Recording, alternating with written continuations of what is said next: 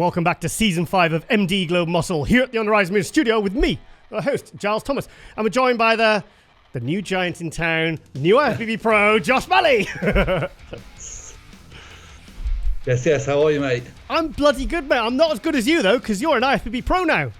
I am trying to take it all in. I really am. This has been an exceedingly overwhelming week, but something else.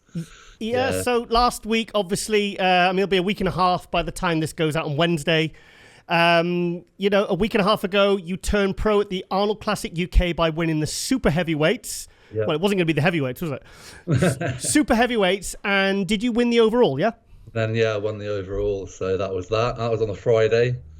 And pro debut on the Sunday. Because I messaged you and I said, can I get you on? And you said, hey, Giles, I'm sorry, man. I'm at the moment, I can do it, but I'm backstage getting ready to go on stage with the pros. What was that like? Just surreal. It was probably the best, the most enjoyable show I ever done, because compared to, that when you go into a show with no expectations, it was like my first show, but better because I knew what to expect and all the good things, and I didn't have any nerves. And I had the odd moment of thinking, do I belong here yet? But then when you get the opportunity off the cuff to be able to stand on stage in the UK on a pro stage, I was not going to turn that down for love nor money. So, I was straight in, and I had the greatest time. And it just puts a lot of things in perspective as well, to be able to see those guys in the flesh, in their in their element. And I took a lot away from that, both the work I need to do, but also, pleasantly enough, not feeling as out of my depth as I thought I might. Right. That was a kind of unexpected positive. In this month's MD, I'm talking about there's a real new surgence of tall pros, because maybe 10, 15 years ago, the average height was what, 5'9", 5'10"? Yeah. Now we've got Andrew Jacked, we've got Crizzo probably coming into the Pro League very, very soon. We've got your friend Jamie the Giant. Blessings like 5'10", 5'11". There's a lot of tall new guys coming in. That must be a good feeling for you. Yeah, it's fantastic. I think when I started bodybuilding, I didn't appreciate the guys were short. So when I started out, so I did my first show in 2010. When I'm looking at, the Jay Cutlers and everyone, and I didn't realize that they weren't, Jay wasn't short, but we're not talking 6 foot plus guys. So I was a bit naive for quite a long time.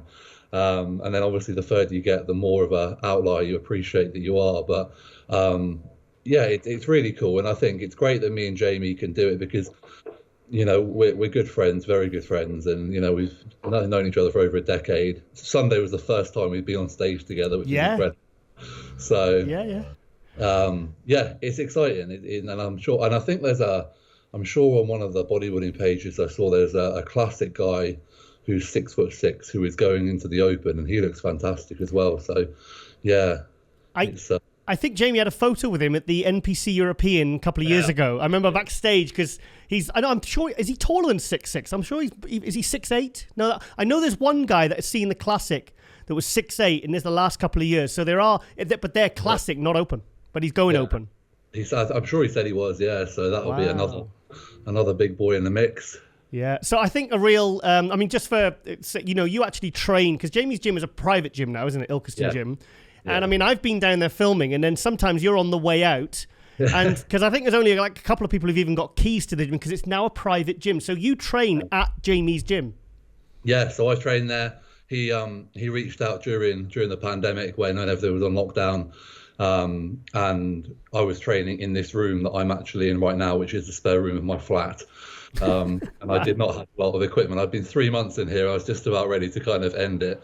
And he reached out and said, listen, now things are sort of settled a little bit, and if you want to come over and train. So we then actually started training as training partners for, I think, the next 12 to 16 months, until he started working with Milos to the beginning of this season, really.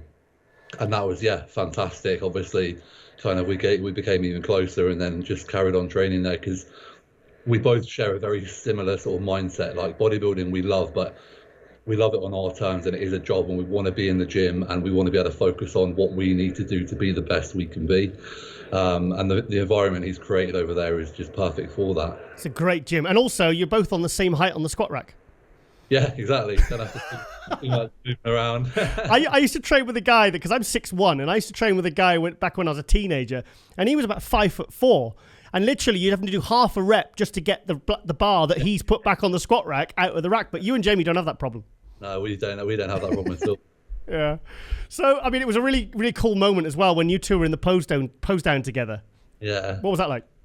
That was great. Like, you know, I didn't want to like step on Jamie's toes, because Jamie is obviously like, you know, he's having a fantastic year.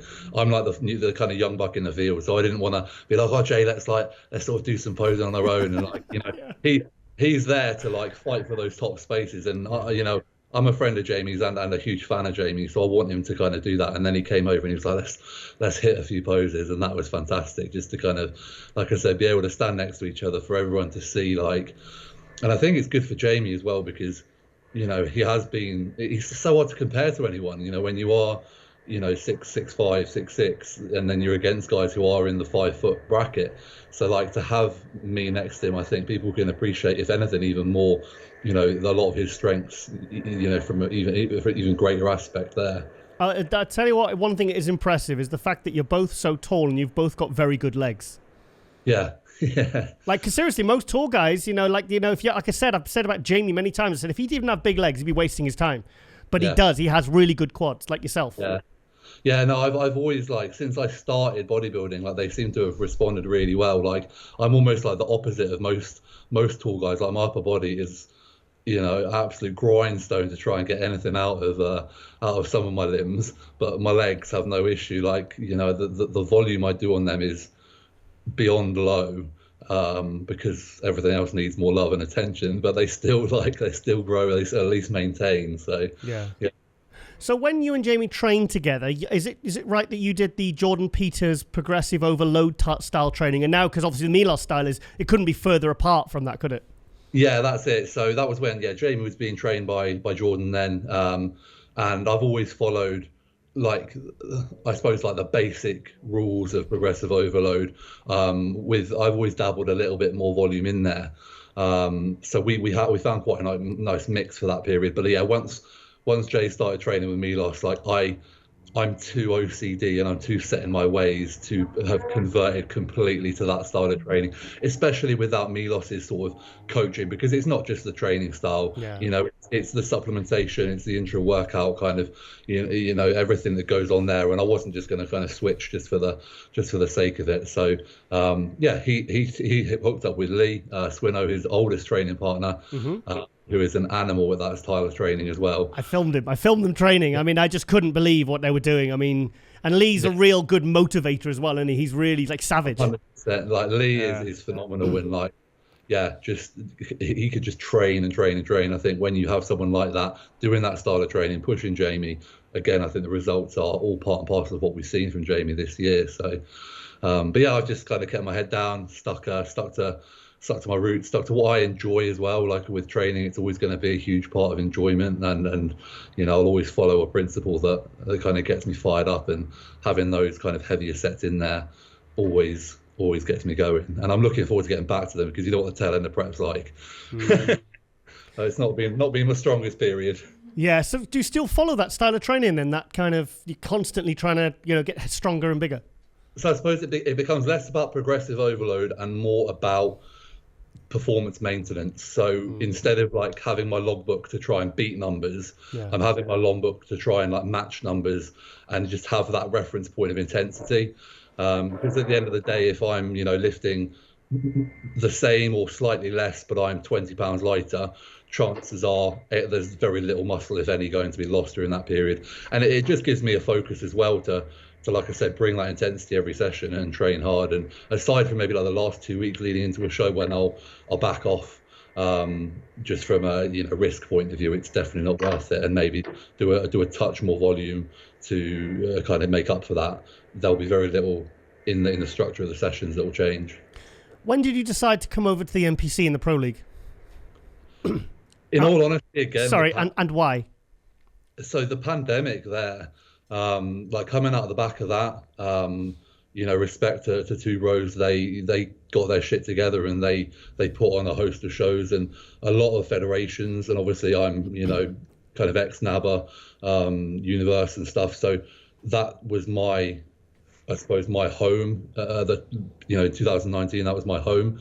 But since the pandemic, especially in this country, unfortunately, NABA seemed to have, really not done much in terms of promo or. Yeah, and it's a shame because, they're a lovely federation. I've enjoyed every show I've done with them. But because of that and because Two Bros stepped up and, it seemed like the natural progression of things as well. Like I won the Pro Universe in 2019, so technically there wasn't really much to achieve there. It just seemed like a logical challenge. And that was all it was, to be honest, because when I set out, I never knew if I was ever good enough to be a pro, and I never tried to dwell on it too long. Obviously, we all want to because it's constantly kind of on our radars with, the incredible guys in that league and, social media, etc. So, it just seemed like, that's a good challenge to get my teeth stuck into, see how I compare against some of the guys and take it from there. Yeah. So what was the standard like in the amateur show last week? So the Arnold's was really, really, well, to be fair, even the regional, because I did the Race Strict Rumble 2 weeks prior. And I think that was one of the busier kind of regional qualifiers there were. That was really good. And obviously that was majority of British guys doing that. And then the supers, if I'm honest, at the Arnold's was a little lighter than I expected.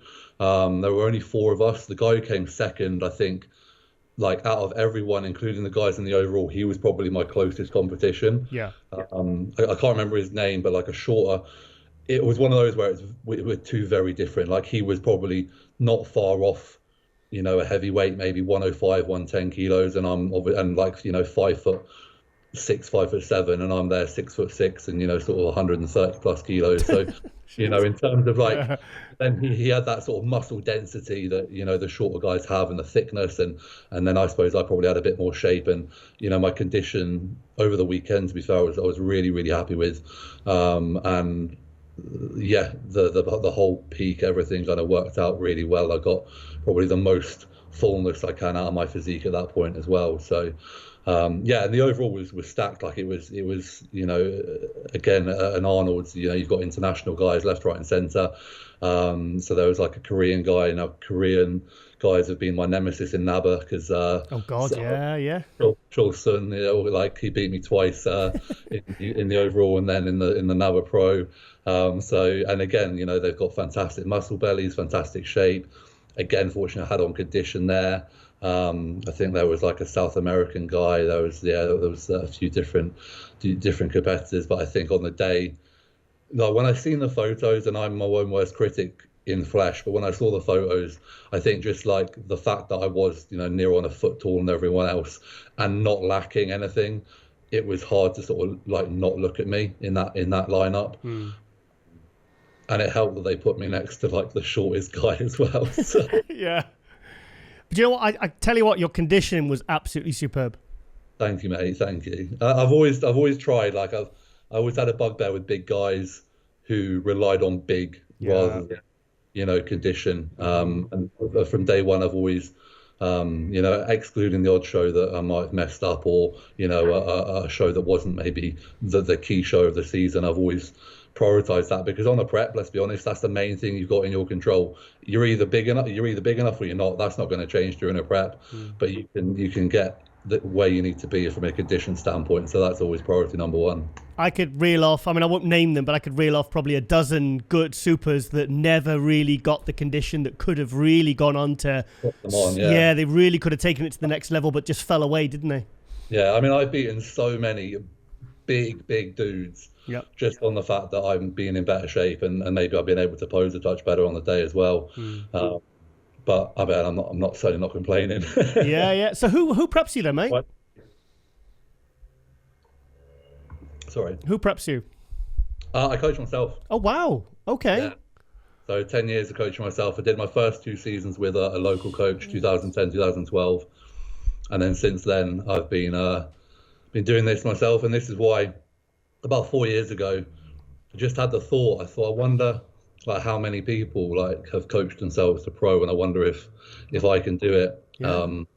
And that was something that was constantly kind of driving me in the back of my mind, because Yeah, I think I did believe deep down, but yeah, it makes it all the more special. Like it has just been me. Obviously, I've got a support network of my girlfriend and close friends and sponsors, but to know that at the end of the day, I've written the plans, put the diet together, followed the plans, followed the diet, and got the result.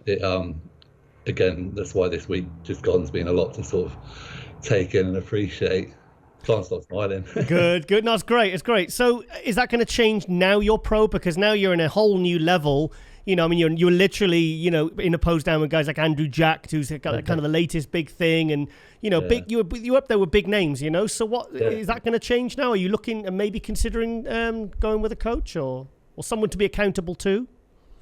I mean, it's not the accountability. It's more like, finding out if there are any kind of different ways of doing things. And the simple answer is no. I'm going to continue doing it myself because I love bodybuilding. And regardless of where I've been in my journey, like that's been what has driven me to progress. Yeah. And I've made progress. This is a thing. I had a discussion, a couple of years ago with a couple of guys, and they were like, you should get a coach because you're not going to be able to probably take it to the level you want to. I said, well, when I have a year when I make no progress, then maybe I'll consider it. Yeah. But I just love the process so much. I don't think I'd be a very good client. I think I wouldn't want to coach me. I'd probably question a lot, which some coaches are okay with. But at the same time, the level of control that I like, and I'm now that in tune with how I feel in my body, and I'm not someone who's scared of hard work. So I feel like I can continue to kind of make the improvements, and I do plan on kind of chatting to a few other coaches because I am kind of fortunate to have good friends within the coaching community. True. And kind of bounce ideas off. And I will shout out massively one guy, Tom Hames, who Evolution Coaching, who I had a call with about 3 weeks before the regional, just because I wanted to discuss just peak week, because I always felt like that let me down, and just sometimes getting in my own head, worrying about sort of maybe being too aggressive or not aggressive enough. And he just kind of laid out a few things just very logically that I kind of knew anyway, but just hearing that from someone who had gone through the process and he's had big super heavyweight clients as well, which is why I wanted to talk to him, definitely helped me set a more concrete plan leading into that final week. So, yeah. Thing is, someone of your height and size, much like Jamie, I've seen his carb ups and they're just unbelievable what he has to do. I thought what he did for the Arnold UK, the way he filled out, I thought he peaked perfectly. Yesterday he did France and he was kind of leaner, but he wasn't quite as full. And I was kind of weighing up which was a better look. But so for someone like you, maybe, like I said, a week could be, the peak week done differently could bring a completely different physique. Yeah. And that's it. I've played around with different things in the past, but obviously the thing is, I suppose now I'm in a really good position where once you've got your card, you've got your card, and I can almost play around moving into shows in the future a bit more freely. But I think sometimes when you know something that works quite well, you then want to try something else completely that might just waste a whole show and a whole opportunity. So for the regional, I found something that worked very well, and I tweaked it ever so slightly for the Arnolds. And again, I was a touch more aggressive with the amount of food that I put in the 2 days prior.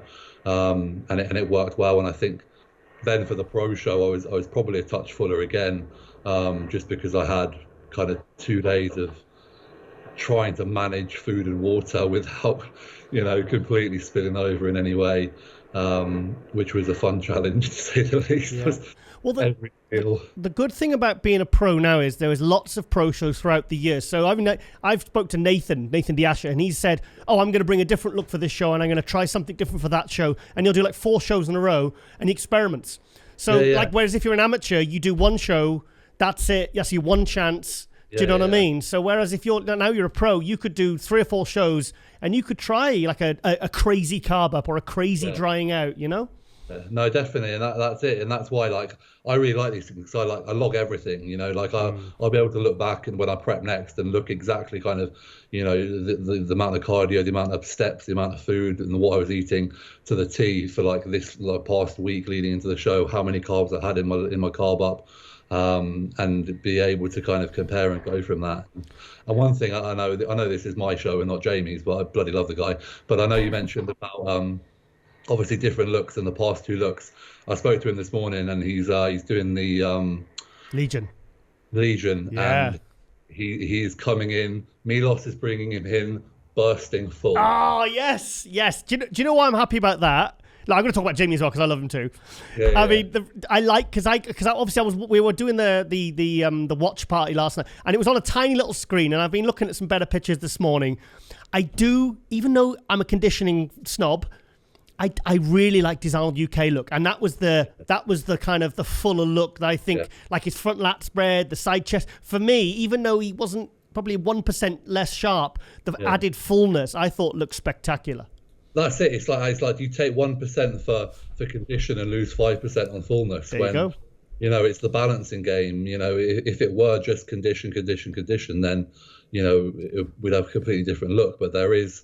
And different people are different, have kind of different looks that suit them best. Like, I think, you know, looking at like Mark Hector recently, like, you know, he does not suffer with being full and round. And now it's just like he can just come in as dry and conditioned as possible. And that's going to be probably the most dangerous package he can present. So I completely agree with you. Everyone needs to find their balance on that. Yeah, I tell you what, we're going to have quite a few Brits in the Olympia this year, aren't we? Because, I mean, you think about Mark Hector, James Holland said, I think they'll both get wins. I've got a feeling they're both going to get to the Olympia this year. Yeah. You know, you've got, I mean, Nathan Diasha hopefully will be at the Olympia this year. We still haven't got confirmation, but I'm assuming he will be. Yeah. You know, Jamie is accumulating a lot of points. Maybe I know he's going to go up against Justin Rodriguez and Tonio Burton, but maybe he could get a win. Yeah, I don't think it's unrealistic at all. And obviously, like you got Samson, who just posted that obscene. What was that? What was that? Broken the internet. And I think like all I've seen is just that being shared left, right, and centre, and I can't get enough of it. I saw it yesterday, and I just went, oh my god, it looks like it's been video shopped. Yeah, like the shoulder to waist, wasn't it? Yeah, and that's I think that's shoulder to waist 11 weeks out, and you know. Yeah, that's definitely kind of like moved him from an Olympia, you know, someone who's going to step on the Olympia stage to people now putting him in that top 5, 6. I don't think that's a unrealistic expectation at all. He's not just I'm happy to be here guy, is he now? He's there for some sculpts. Yeah. So obviously the France show was yesterday. This is Sunday. It was Saturday. What was your feelings on the show itself? So I watched some of it because they had a fantastic live stream. I actually had my client, and again, shout out to Thibaut Logier from Belgium. He won the super heavyweights in the amateur show. And then I'd say fairly narrowly missed out in the overall, but I was excited there because I thought, imagine if I got my card and then I got my first client. Yeah. Wow. He's only mid-20s, so I'm confident that in the next, you know, I think we're going to do at least one more show this season, but it's coming for him without a doubt. So I really enjoyed that. I caught glimpses of the classic physique in the pros because I met Craig Morton, who came 5th. He looked brilliant. He looked brilliant, mate. And we met at the Arnold's, fantastic. And you just I respect anyone's physique, but when I connect with someone and I could talk to them and they're a great human being, that was a really nice moment. So I'm invested in his progress moving forward without a doubt. Sorry, where's he from? I think he's from Liverpool. Okay, so I think, yeah. Okay. In fact, do you know what? I'm actually just thinking now. I should have got you in the studio. I can't believe. I'm just thinking. Craig Morton. He's only an hour away, but you're only like an hour and a half away because I've been to Jamie's a few times. You're not that far. Yeah. I mean, Jamie's been at 2 or 3 times now. So I should have got you in the studio. I'm definitely. Do you know what? Let's leave it. Maybe come up for we'll do some Olympia coverage or something. That'd be awesome. Come on, yeah. Because then we can do it you can be like a co-host and we can do like an intro together. And I think that's. Sorry, I didn't even think. No, don't worry. To be honest, my head's been all over the place anyway, so I don't know where I am. But yeah, and then I watched the pro show, and like you said, Jamie definitely came in sharper. Jamie definitely looked good. And again, it's it's apples and oranges. Who do you like? I think I'm always going to be a little bit biased because I like Jamie as a person and as a friend so much. I'm always going to probably have him a place or two higher than maybe the judges. But you know, I think Patrick on video doesn't come like, because obviously I've been fortunate now to stand in a lineup with Patrick, and like if I hadn't have done that, I'm not sure I'd have seen from photos and videos like why he won, but he is granite. Like the condition that man is in is ridiculous, and the level of size is just scary. So I think that's where he loses a bit on the photos and the videos, but I can hand on heart tell you in real life that is, you know, gnarly stuff to behold. Do you know what that is? Anabolic chicken, mate. Q8 effect. In Q8, is he? Yeah, the Q8. Well, he had he's been training because Abdullah's been prepping him for about a year remotely, and then 8 weeks out from the Arnold UK, he flew out, and he's training with Brandon Curry, and Abdullah's training them. So he's literally got everything at his disposal. It's definitely paid off, like because I think he's always been a big dude, but last year he wasn't hitting condition. Yeah, and like this year, that's all that he needed. And again, I think that's where. Again, all Mark needs to do is just bring that level of condition in the next however many shows, and like you say, the win will come. I wanted to see Mark with a sharper back, because when he said he was doing France, I was like, I was thinking, shit, that's not going to be enough time, because he needed to drop 6 to 8 pound minimum from because I sent him a voice note the day after the Arnold, and I want to see him. I'd love to see him in Italy. Sharper again, but he really seemed to sharpen up as the show went on. I was saying, am I seeing things? Like, we were all saying it. Like, is he sharpening up? Because at first I was like, shit, Jamie could get second here. Yeah. Well, this is it. Like, it was definitely, like, again, in my eyes, damn close between those two. But it was great, and it's great Jamie got the best poser as well, because, you know, some of his shots are freaky as hell. So it's nice. I like it when they do like things like that at shows. It's a nice little touch. I didn't actually know that. Yeah, he got best poser award. Fantastic. Yeah, so that was cool. Fantastic. And I was giving him shit for his posing routine a couple of weeks ago. Sorry, Jamie. Well, maybe that's the reason. Maybe you've seen that theme. Well, you trials. Stranger things have happened. I gave Steve Cooklow a lot of shit once, about 2 or 3 times I interviewed him. I said, come on, Steve, please put something together. And then in one of the Arnold Classics, I think the first minute of his routine was really nicely choreographed. And then he went into the most muscular ear, hand to the ear and thing. And I said to him afterwards, I said, please tell me I had something to do with that. And he just laughed. Probably didn't, but I like to think he did. I did, you know? Yeah, so Josh, so what's next for you then, mate? Because, I mean, I know it's been a week, but, I mean, have you had time to think about this? So I'm quite good at planning ahead regardless. I was always going to take next year off because I've competed every year since 2014. And if I'm perfectly honest, I do feel like quite tired from it. But you're still, sorry to interrupt, you're still quite young, because I saw on your before and after, and it was at 19 years old when you were like 8 stone or something. Yeah. And then you're like 50 stone at like 32 or 31. So you're 31 or 32. I'm 34 now. Okay. Old man. Yeah, so that was a couple of years ago, I think, that particular transformation. Still young.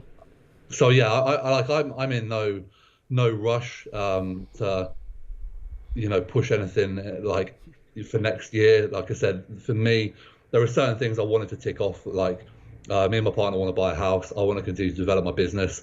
When I'm a bodybuilder and when I'm bodybuilding on prep, like it is everything. Like, you know, my clients don't take a back seat, but my overall business, I won't take on more clients. So I'm sort of, you know, it's in terms of kind of progress there, it's halted. And my ability to sort of do much else apart from that is pretty minimum. So next year was always going to be that. And it's, to be fair, it couldn't have worked out any better to get the card when I have, because if I hadn't have got the card, I still would have taken next year off, but there would have been an awful lot of what if you've missed your window? What if you need to do it this year? So I could go into next year with very little stress, which always is going to promote, I think, a good foundation. You know, when I say I'm taking next year off, like, I'm a bodybuilder. I've been doing this for however long, you know, 12, 13 years. It's not like I'm going to stop anything. Yeah. I'm just not compete. I'm still, you know, I've already structured my training to focus on the areas I want to bring up. I've already got my diet, you know, transitioning into, you know, the coming weeks and months. So it's going to be a year of, I suppose, an elongated off season without without that rush of having to really drive super hard for a fight for a finite period of time. Because I know me and Jamie have both spoken about off seasons, and again, we hit 340, 350 pounds, and it's hard. Like it's not fun carrying that weight. I saw you I think when I came in March to film Jamie, I think it was the time before. And I just you were in the gym, and I think we were just getting your protein drink or whatever. And I just went, oh my God, you're absolutely colossal in the off season. I think that I must have seen you when you were full off season, and you were monstrous. 335, 340 then, and it sounds great, and I don't hate the look, but the feel and just the lethargy and the food intake. So I've no doubt I'll reach that point again. But like I said, without having. When you compete every year, you're like, right, I've got 6 months to, push and get this, get this size on, get this muscle on, get this food in. Whereas now I can, I suppose, take a little bit more of a slower approach, which I know in the long run, my health will certainly help me for as well. Do you think tall guys can grow into shows, or do you think they have to go big and heavy? I'm sure certain tall guys do. Like, you've seen my genetic beginnings. Yeah. I don't think I'm someone who likes leave my body to do what it wants. It probably isn't going to grow. Right. So I do need to sort of force it to an extent. I think I look bigger as I prep, but that's just because my waist comes in, and as we get more detailed, we look bigger and better. But I think to put on size, there does need to be a significant kind of increase in body weight. I don't necessarily think I need to push maybe as heavy. I think if I can keep things steadier for a longer period and still see progress in the gym, I can still make progress. And like I said, I think I'm at the point now where for me, like, my focal point in terms of muscle growth and development are arms. Fucking every troll on Instagram tell me that every time I post. Arms and chest in particular, so that's going to be the focus. But they're muscle groups that they're not, compared to back and legs, they're not heavy muscle groups. So I don't think pushing body weight an unnecessarily amount is going to really help those. It's more going to be with the training, with the frequency, with the nutrition. So I'm excited to sort of get stuck into that phase and see how it goes. I notice you've backed off on the old Viking look a bit. Because I remember you used to have the beard, and I'm leading on to what I've basically asked Jamie before. Have you ever considered getting into TV and film it? Because that TV show, the Vikings, I could just imagine you swinging an axe and killing people. Yeah, I did actually. I did send a email to them, because I think it was actually they were holding an audition day in Ireland on the day of the universe. Oh no! In either 2017, 18, or 19. Oh. And I remember emailing them and with some pictures and saying, listen, I've been told, and I do think that I'd be quite good for it. But unfortunately, I've got a major kind of competition on your audition day. They never even email back. I'm quite a quiet, introverted person, really. Within bodybuilding, it brings me out of my shell, and I feel confident, and I love the way I feel within it. But the idea of and I've always got in the back of my head as well, in Generation Iron when with Dennis Wolf. Oh no, yeah, sorry, yeah. That's what, in the back of my head, I'm like, I think that's what I'd be like. but Josh, you don't in that kind of show, you wouldn't have to say anything. You just have to be big off season, true. Tattooed up and all the the makeup on and stuff, and then just basically screaming and shouting and killing people. I mean, that's not hard. No, I reckon I could probably do that. I probably need to really try not to smile, though. That's my thing. I do smile a lot, and it does break the visage. Not very intimidating, is it? As a Viking, hi. Right. So because I've asked Jamie many a times. I said, "Come on, mate, you need to get yourself in, some sort of Superman role or something, And I just thought you guys, just with the like Martin Ford. I mean, he's 6'8", isn't he? Yeah. And he's just made an incredible career. I mean, I saw him in that Sandman. Okay. The other day with the arrows in his back, and he was the gatekeeper of hell and everything. And you just keep these people with these extreme body types, height and muscle mass. You're very specialized, and there's not many people that are 6'6" and 330 pounds lean. Do you know what I mean? So I just imagine if you're in an off season and you're taking a year off, and there's a contract to do 6 weeks of filming in Ireland, and you're going to get paid a decent amount of money. If I was you, I'd be jumping at it. Do you know what I mean? I certainly wouldn't say no, and like I probably will keep my ears open a little bit more moving forward, because again, like I'm not done with bodybuilding, so like I'm always like I'm not going to move on from that yet, but it's certainly something. It would be a nice little bucket list thing, wouldn't it? Yeah, come on. Some description. Yeah. I think I need to start an agency, because I've mentioned this to Renee not Zellweger. That's Bridget Jones. No, Renee Jewett, because she's into all the cosplay and everything. And I mentioned it to Jamie, and I'm thinking, God, I could get quite a few people on my books here. Do you remember when Eddie Hall was in the Transformers film? Was it? The last one, the really bad one. Oh God, there's so many. I think the one with Anthony Hopkins. I might have fallen off by then. Yeah, I'll have to look. Yeah, he's in the opening scene. There's like a battle scene from back in like medieval times, and you see Eddie Hall going raw like that, and it's. I mean, that's pretty cool. That's pretty cool. Yeah, that is cool. So, I pretty much asked you what's next. So, are you taking a year off? And then look at shows. Like for me, my bodybuilding ethos has always just been very self-centered progression. Like I've never been someone who, and I know like people have massively different ways of thinking about. I've never got into a show like wanting to win in terms of that's been my focal point. So same with like the universe, same with the pro card, all these things are kind of being a byproduct of that. And I'm really looking forward to 2024 and doing, like you say, a string of pro shows, finding a good time in the season to kind of hit as many as my body can handle, to be honest. Like I want to enjoy being a pro and being able to compete at that level. So yeah, that's definitely going to be what 2024 is focused about.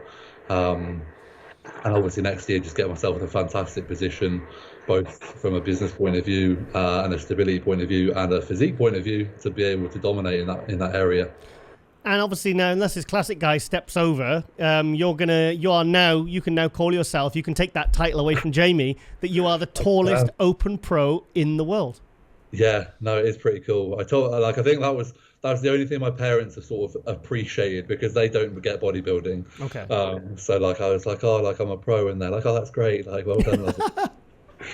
They're probably more impressed with you being Mr. Universe. 100%. There you go. That has a lot more clout with like the general population. Mm-hmm. But then I said, oh, I'm like the tallest pro like on the planet, and they were like, oh wow, okay, that's quite cool. So wow. Yeah, I got them, and that is pretty mad. And it's just mad that me and Jamie, live within like half an hour of each other. Yeah. And are the tallest pros. Good friends. I think we've already planned a few mandates for food after he's finished and stuff. And yeah, it's gonna eat the East Midlands out of pizza probably. Awesome. Right, and I think give it a month or two, or whatever, and I think I'll get you in the studio if you want to come up. I mean, you're more than welcome. I'd love to have you here, and I'll have to. I mean, the chair can take the weight, because I've had Zach in it, Zach Khan. Okay. I've had an off-season Jamie. I've had off-season Samson. So that chair is holding up well. We'll be fine. Yeah. And like I said, I don't plan on blowing up by Christmas, so I should still be, well within the realms of that chair's capabilities. Yeah, please don't turn up at 600 pounds or something. I'll tell Giles it went a bit wrong, mate. I'm 400 pounds. Yeah. Wheeling him in. Yeah. Cool. All right, then, Josh. Also, do you want to mention any sponsors or any thank yous quickly? So, I mean, massive thank you first and foremost to my girlfriend, because I think, anyone who's, and I've said this in a recent Instagram post, they always get the sort of the rough end of the stick on a bodybuilding prep, no matter how good and thoughtful we try and be. Her support's been invaluable. Sponsors wise, Strong Supplements, genuinely, I was a customer before I was an athlete, believe in them 100%. Again, UK based. Silverback Clothing, who do a lot of strongman stuff, but in fact I think I'm their only sponsored bodybuilder. But again, if there are any other bodybuilders out there looking for different clothing outside of your more normal generic bodybuilding brands, the quality's fantastic.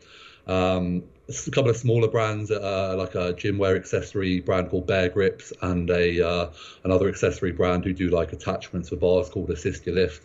And those four are really the kind of the main ones that have supported me for an extended period and have made a difference to both just my situation, my training, and obviously my health with supplements, etc. So big thank you to them, all UK based, so check them out, and much love. And you mentioned obviously your business. I'm assuming that's a coaching business. That is a coaching business, yeah. God, you could tell I'm good at promo, eh? I thought I better ask him. That is, no, appreciate it, mate. Thank you. That's Team Viking. You can find me on Instagram, or obviously just go through my own personal page. And yeah, it's been a fantastic year for the business as it is, and the clients within it. And there's always that post-show hype as well. So it's nice to take on a few guys lately. And like I said, with my plans moving forwards, I really want to kind of dominate that space as much as I can. Become a better athlete, become a better coach, and get some more pro cards as well for kind of members of my team. So yeah, exciting times. I think you sound a good coach, because what I'm picking up is you're very analytical, very methodical, you're a planner. Yeah. Well, I think this is like this is why I think I struggled to have a coach, because I coach myself like I'd want to be coached, and that's at a very detailed level. And that's something I've always kind of just gone about, where no matter what level of client you are, you're always going to get the level of time from me, providing you show me that level of commitment. So it's a very simple relationship at the end of the day. And the proof is in the pudding, because you coach yourself and your condition's always fantastic. Yeah, that's it. And obviously, I wouldn't say it's down to sort of any sort of genetic predisposition. It is just down to because I get pretty fucking fat off season.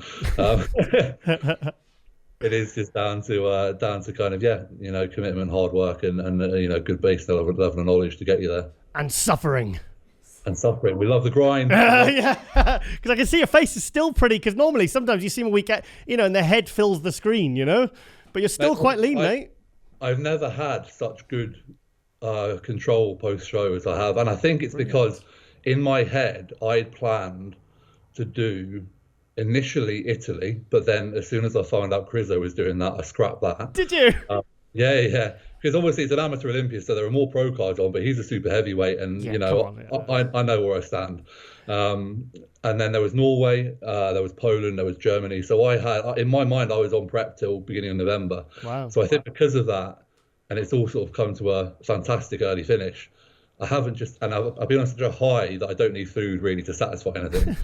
I'm actually, I think I'm slightly lighter than I was the morning of the pro show, but that's simply because I was pretty full by that point anyway. So I'm in a really good position now to transition out, and I want to do a few photo shoots over the next couple of weeks as well, because just document and get some content. So all about that Instagram content. Yeah, exactly. I think they'd have treated you like some sort of demigod if you'd gone to Norway. Yeah, they'd be you're the new king or something. Quite looking forward to that potential. But at the same time, I'm certainly not gonna knock how the season's ended for me. Yeah, exactly. Yeah, it's a good starting point now. It's an end point and a start point for the next stage of your career now, isn't it? Because 34, you've got plenty of time there. Yeah, I have, and I know for a fact that, and my girlfriend said this. She said, "You say you're going to take next year off, so I guarantee you'll get through halfway through the year and you'll be chomping at the bit." But I want that feeling, because I want to go into 2024 being completely refreshed, renewed, and just everything that I love about bodybuilding at an even more heightened level. So I know that's going to happen, because my love of bodybuilding runs deep. Brilliant. We're just starting to lose a bit of connection there, just as we're wrapping up there. Fantastic. Perfect. Josh, thank you so much for coming on MD Globe Muscle, mate. I really appreciate it. This has been really good, and I'm really looking forward to getting you in the studio. Yes, 100%. And I think it'd be really good. But congratulations, mate. That's a fantastic result there at the Arnold UK. Big, huge show, and you won the overall, and you stood on stage with the pros now, so you know exactly where you're at in terms of what you need to do for the next until 2024. So I'm excited for you, mate.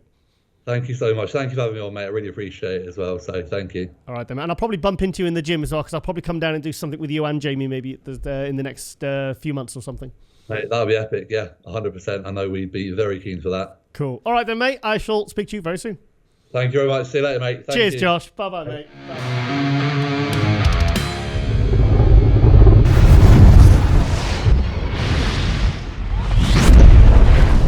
And we're joined with the new Yamamoto Pro France Classic champ, Wesley Vissers.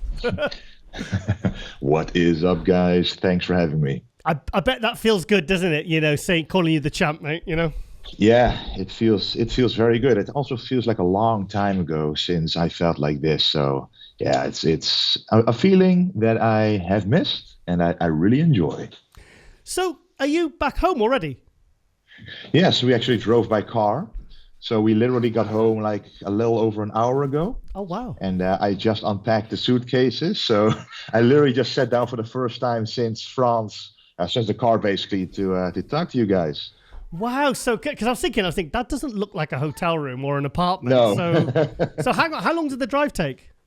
Just 2.5 hours. Wow. So it was a really logical show to do.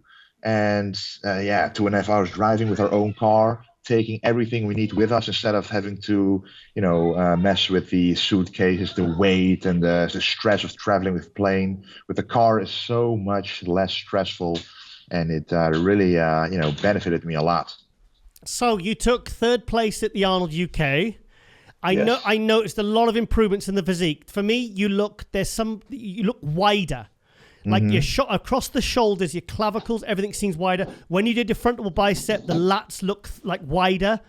But for me, I thought you needed to be a touch sharper in your lower body, and I think you were yesterday. So how do you feel? Obviously, like you said before we started filming, you said you feel relieved.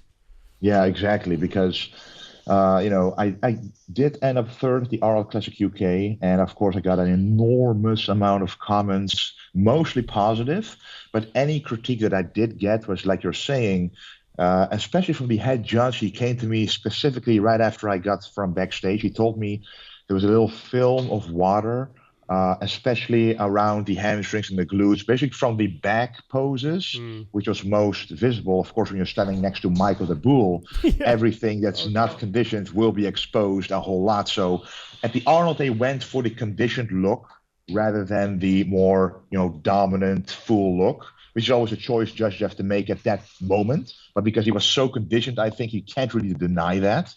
So all I could do in 6 days, because Arnold was Sunday, Yamamoto was Saturday, I only had 6 days to prepare. So I went straight back to the zero-carb diet, straight back to the cardio, just to get that little film of fat and water off that I could, because you can't really do a whole lot in 6 days.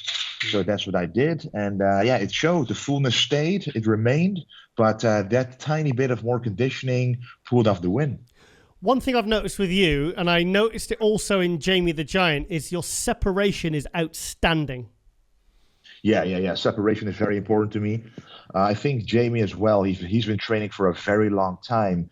So when you're a big guy, a tall guy, it takes a long time to build out and fill out your frame. So the muscle, you keep hammering it year after year. And I think that type of training that takes longer creates more separation of each muscle you're working rather than blowing up in a couple of years. It gives off a different look in the body. That's what I think and what my opinion is. I mean, even your riddle bicep. I mean, even on even when I was looking at some of the really poor quality footage from the Arnold, like the separation in your back. I mean, your brachialis, your tricep. It's like even when you're in transition, everything looks. It looks like you've drawn it on or sliced it with a knife. Yeah. And even when even though your lower body wasn't dry shredded, everything was separated and conditioned. Your glutes, your hamstrings, everything. So it kind of you still have an really impressive look. Thank you. I appreciate that. Yeah, the upper body is never a problem getting that very conditioned, especially the clavicles, the shoulders, the arms. They come first in terms of conditioning. Also, the striations from the chest, top to bottom, is also no problem. When it comes to the legs, I simply, especially the hamstrings and the glutes, there simply needs to be still a bit more mass there in order to get that more extreme separation and get that conditioning showing up sooner. I did get that at the Olympia, but I was, I think, 5 kilos lighter at the Olympia last year than these two shows. And it has to do a lot with the type of training I did. I treated the training also as a fat burning tool. And now I treated training as muscle retention, maintenance. And the other tools I used was cardio and the nutrition to drive down the fat percentage. But the training itself really was there to maintain muscle without doing the drop sets, no supersets, no intensified techniques, just heavy old school training. That's what kept the muscle on. And that's what gave me that fuller look this time. What really shocked me from both shows is as soon as you did frontal bicep, I could see your lats, your arms. There was a lot of added size. It looked like you had put on I probably would have estimated maybe 5 kilos. But how are you still under the weight cap with having given that you put on so much size? Well, I'm allowed to weigh 112 kilos, but if I'm 0.5 centimeters taller, and I was like that a couple of times. Okay, yeah. I'm allowed to weigh 116 kilos, which gives me still an enormous amount of muscle to add. And we all know there's a little bit of controversy around how they measure and weigh and the times and stuff like that, because every competition, someone is over the weight limit and the next time they're not, and or the height is different. But, apart from that, I'm allowed to weigh 112. That's simply what I do for myself. Even if I get measured taller, still 112 is my limit. And my weight this time with clothes on was around 111 kilos. Okay. So I still have, and I can be more conditioned. So maybe another kilo will go down. For example, at the Olympia, that means I still have like 2 to 3 kilos of pure muscle that I can add still. I've got an idea. You either need an inversion table or you need to hang like a bat the last 4 weeks before the Olympia. Yeah, I have an inversion table actually. Have you? Yeah, I do. But it's also dependent. The weird thing is, last year in Poland at 10 p.m. at night, that's when they measured me at 190 centimeters, which means I was allowed to weigh 116 kilos. Oh. And even though all day I didn't drink water, I cut carbs just to make sure I made weight that late in the day. And then I still had like 4 kilos left because my height was measured taller. Yeah. So that's really something that's kind of a discussion also backstage among the athletes of classic physique, how that should be a little more consistent and just one rule, okay, one height, one time that you always weigh in, so you always know what to expect for each competition. You've got to tip your head forward. It actually gives you a bit more height. Oh, really? I did it because when I did Classic in 2013, and I've been measured at, I was panicking because I was worried I'd be over the weight limit because I was measured at 182, 183, and 185. Okay. So, and also, I assume you know this, but you are taller in the morning because your spine decompresses in your sleep. Yeah, exactly. So, but that's the funny thing, because the inaccuracy, it's not on purpose, but the inaccuracy of measuring the height at the check-ins is higher than the difference that your height is in the morning compared to the evening. So you still don't know what your actual height will be. So in the morning, I might make that higher weight cap, but still, because they're using like a portable measuring device, which is, you can't be for sure that it's 100% accurate. So I just go with the lighter weight limit, so I'm always safe. Well, I'm suspicious of the measuring they used at the Arnold, because Peter Molnar and Madelman, Jose Mete, they ended up doing one. Madelman had to do 212, and Peter Molnar had to do 212, and the other one did the other category. What was the other one? They both did 212, didn't they? Yeah, both. Yeah. So they didn't make. And I'm assuming, experienced competitors like that, they would know what their height was, and they would know that they're well under the limit. Yeah, I know that Peter Molnar already told me a few hours before that he was 3 kilos over the weight limit, so he was already set on doing 212. Right, okay. So he made peace with it. And Madelman, that's always also a topic of discussion. Every single show, it's always like, okay, did he make weight or not? But this time he didn't. And I could see at the Arnold, they were really strict. So maybe that's also something.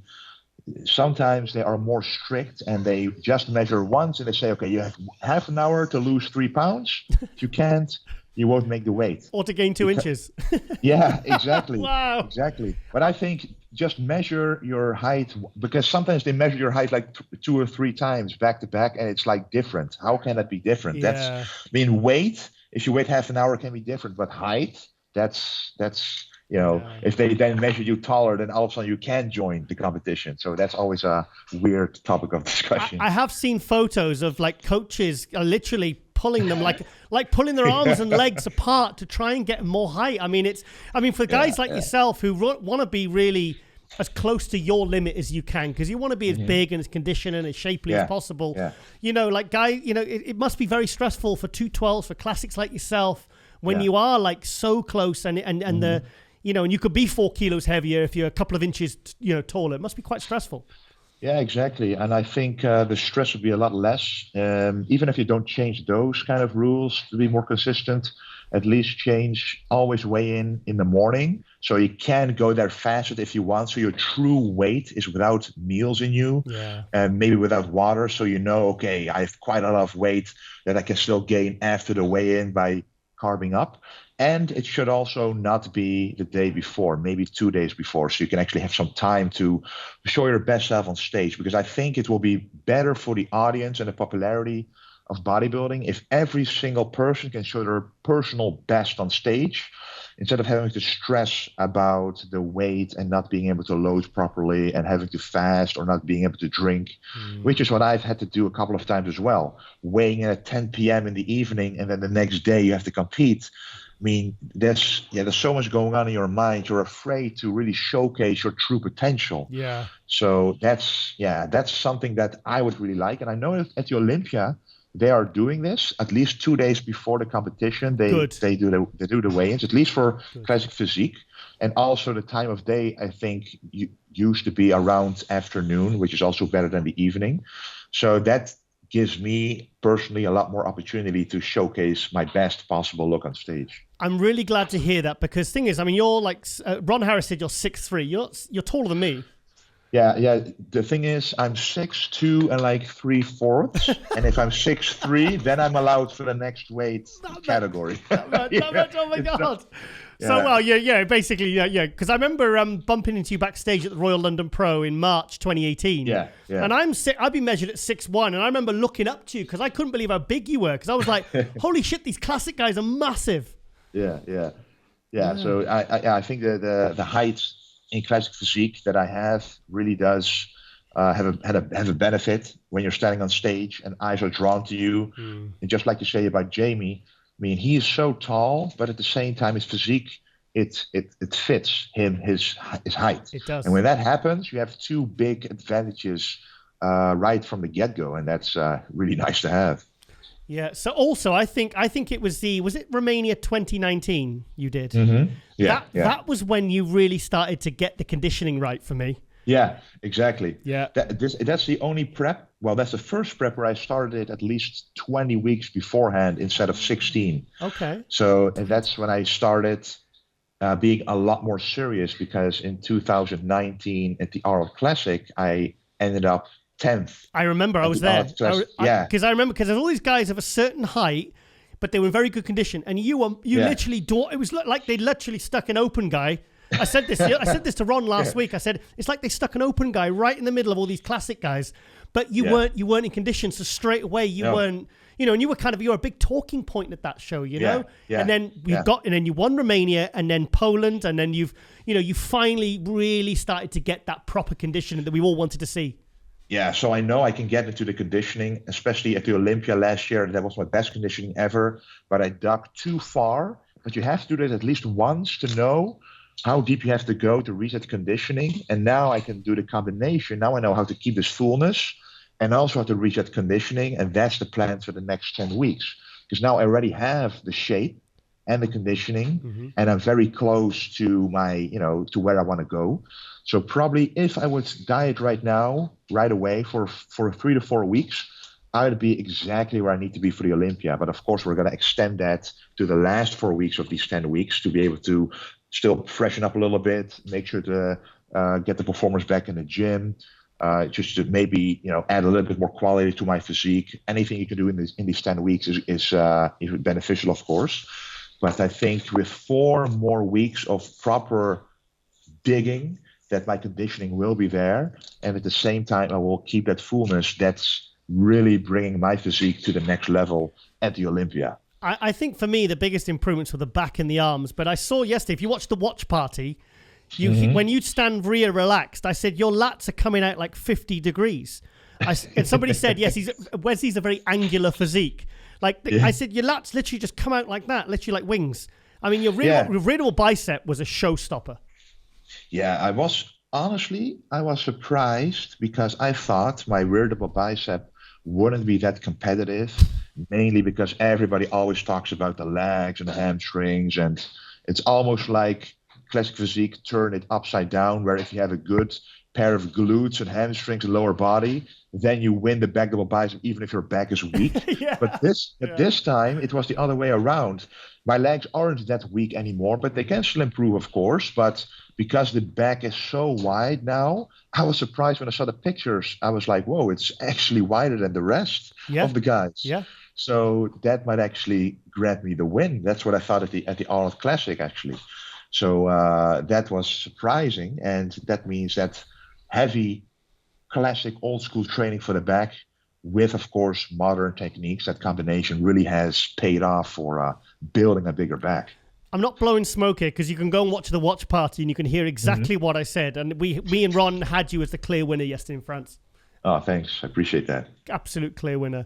So, yes, I was before I was going to ask what your game plan was, but for the Olympia, but you've kind of told me that now. So, So anyway, I just want to get you on because I'm so excited that you actually got got a good qualification, and you didn't have to do dozens. Exactly. You didn't have to do dozens of shows to try to get there and stuff. So, because I mean, this year's Olympia, mate, the classic Olympia, it's going to be stacked.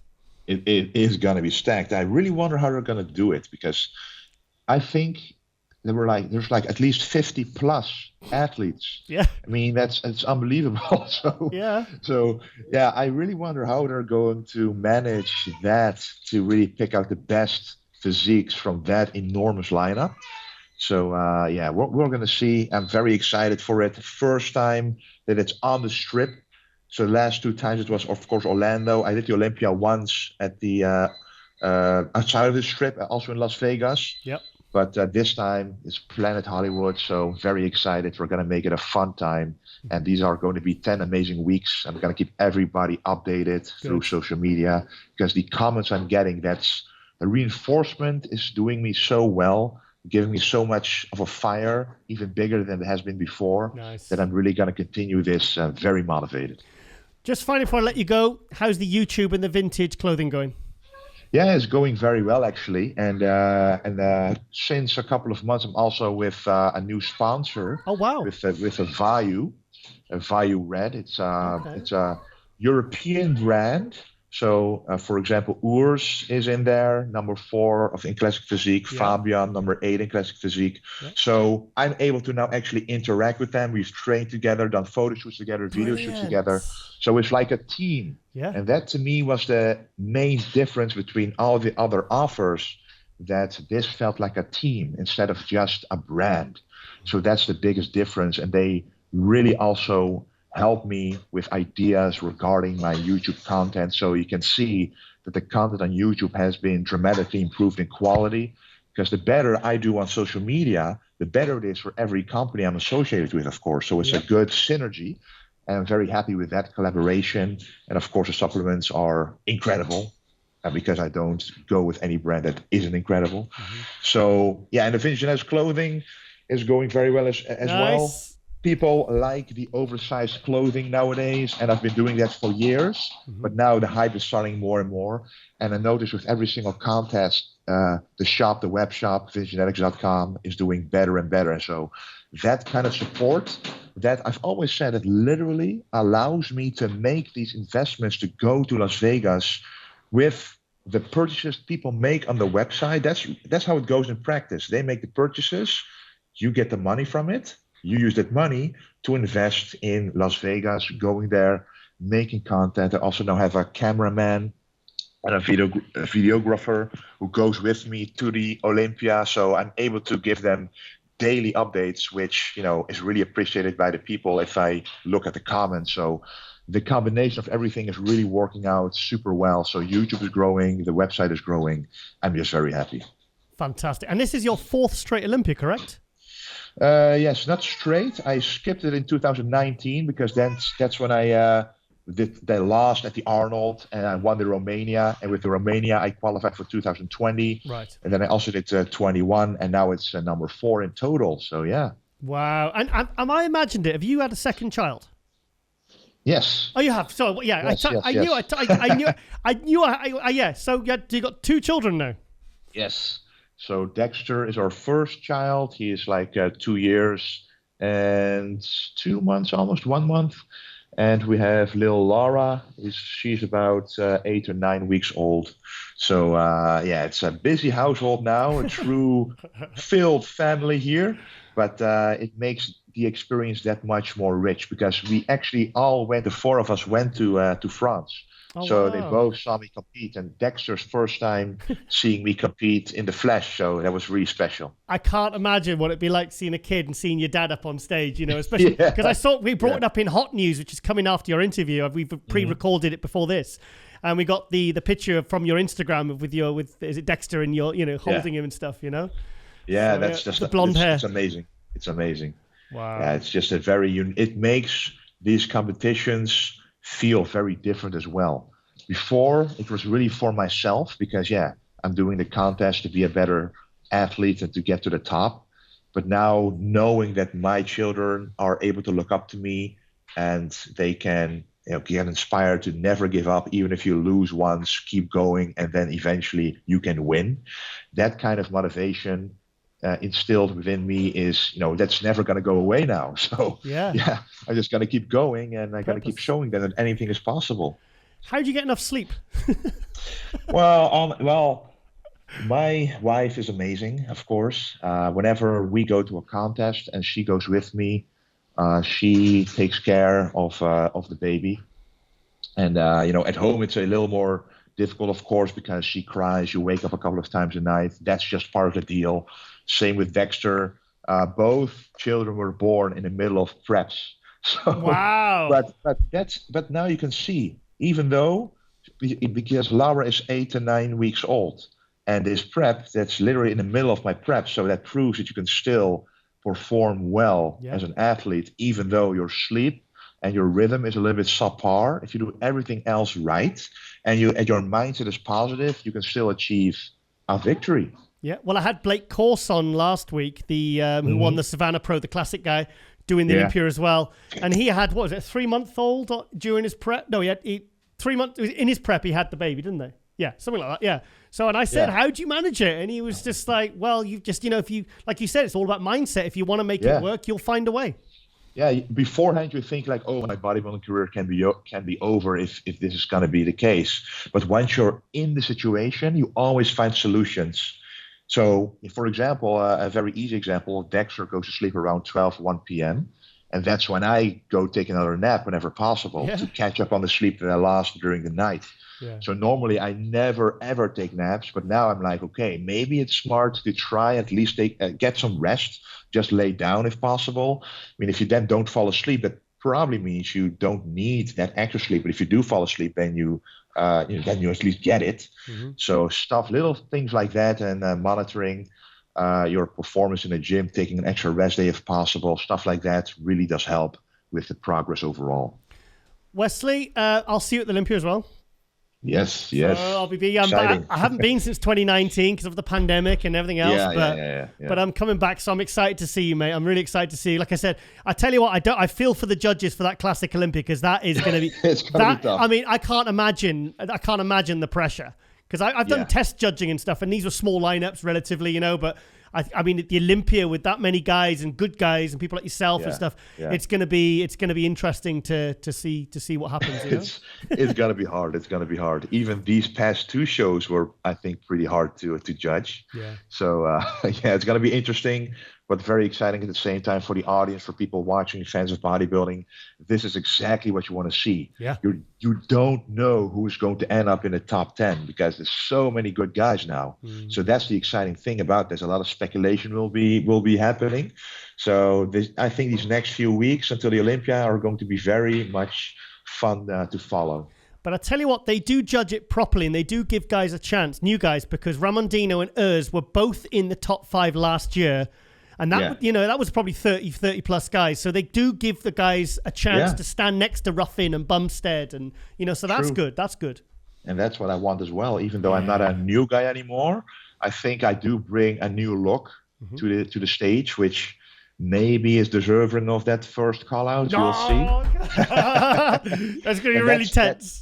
That is my dream, to really be compared to the top guys, to actually be part of that elite group. So I'm going to do everything in my power to bring the best possible physique there and we'll see what's going to happen. Well, it's like Bumstead said. He says pressure's a privilege. It is. It is a privilege. Yeah, he's right. Wesley, I'm going to let you go. Thank you so much for coming on MD Global Muscle. Congratulations on the win yesterday. I was really happy that you got the win. You know, because like I said, you had tough competition. That guy was third, the Italian guy. I forgot his name now.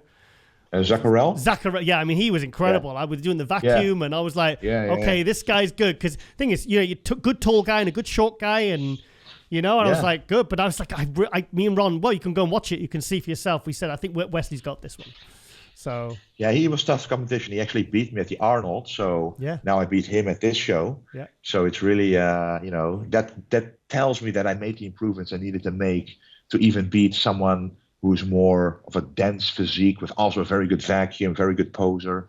So yeah, that brings up my personal stock, in my opinion, to be able to beat guys also like that. So yeah, it's going to be exciting times. Shows you how close it is as well at some of these shows. Like the difference between, like Martin Fitzwater was upset he got fourth. And it's like, well, look, the top four could have gone anyway in that open, you know what I mean? And the same with the Classic, because the standard now, certainly with the Classic, I mean, the amount of names and good quality guys and new guys that are coming into it, and guys like yourself who are making big strides in your physique, still. It's like it's really adding a lot of kind of like it's tension for the Olympia, I think. Yeah, and tension is good. Tension is exciting, so we're going to see. Good.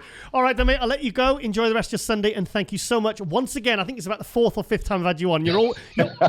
Wesley, you're always great, man. I remember the one we did in your car. You did for your car. Yeah. Oh, it's fantastic. It was so good because you give gold every time. Thank you. Appreciate that. Cool. All right, then, mate. I'll see you in Vegas. Yeah, see you there. Yeah, thank you, Wesley. Thank you. you. See you soon. Bye-bye.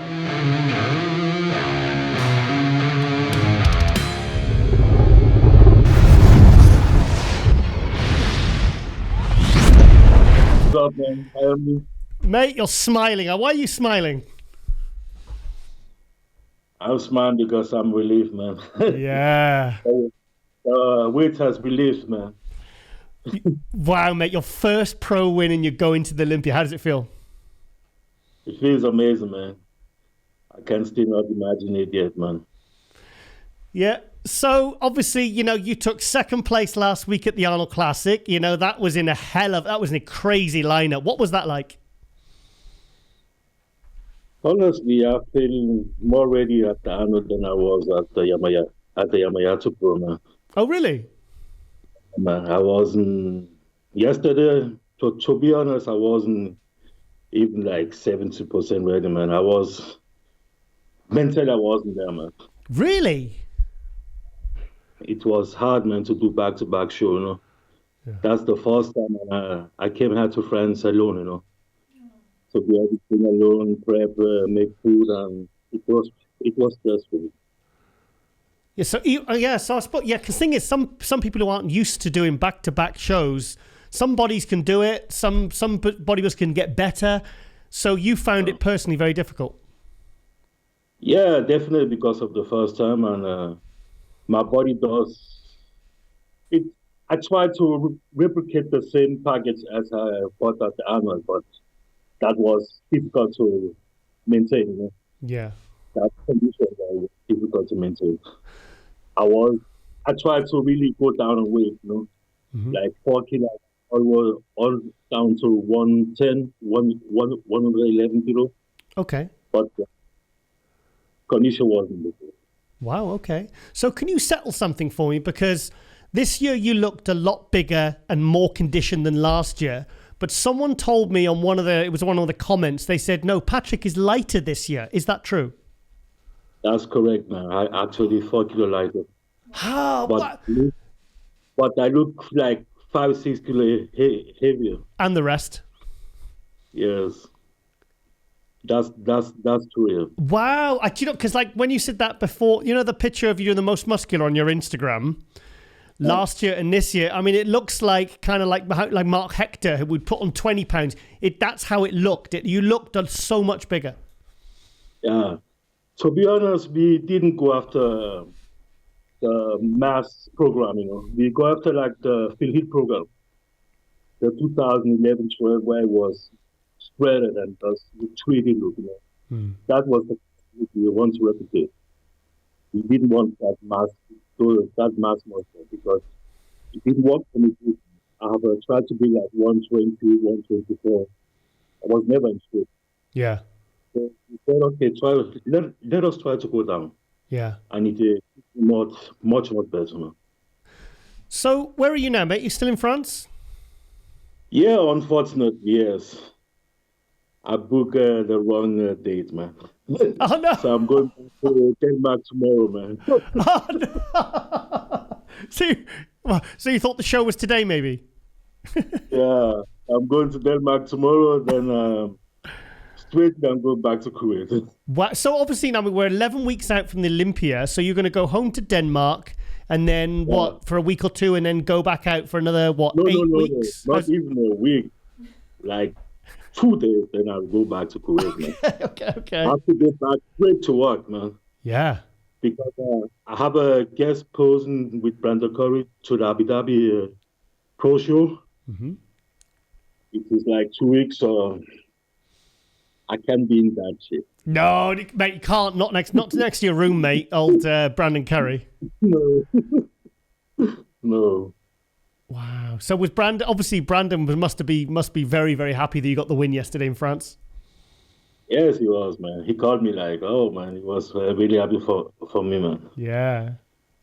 You can be backstage buddies at the Olympia. Yeah, then we are not buddies, man. Yeah, not on show day. We're not friends. We're not any. We're against each other, man. So We are friends at the hotel, gym, backstage. We are not friends, man. yeah, be glaring at each I'm other. not friends with nobody, man. Wow. So how are you happy with how? Apart from that, your condition and stuff. Obviously, we obviously must have been happy that the judging was going well, and you got that final call out with Mark Hector, which signified that you two were the top two. Were you confident you were going to get the win even at that point? To be honest, at the pre-judge, I was pissed on myself, man, because I didn't put some poses correct, Like the lat spread, I didn't put it correct. I didn't put my lats open up.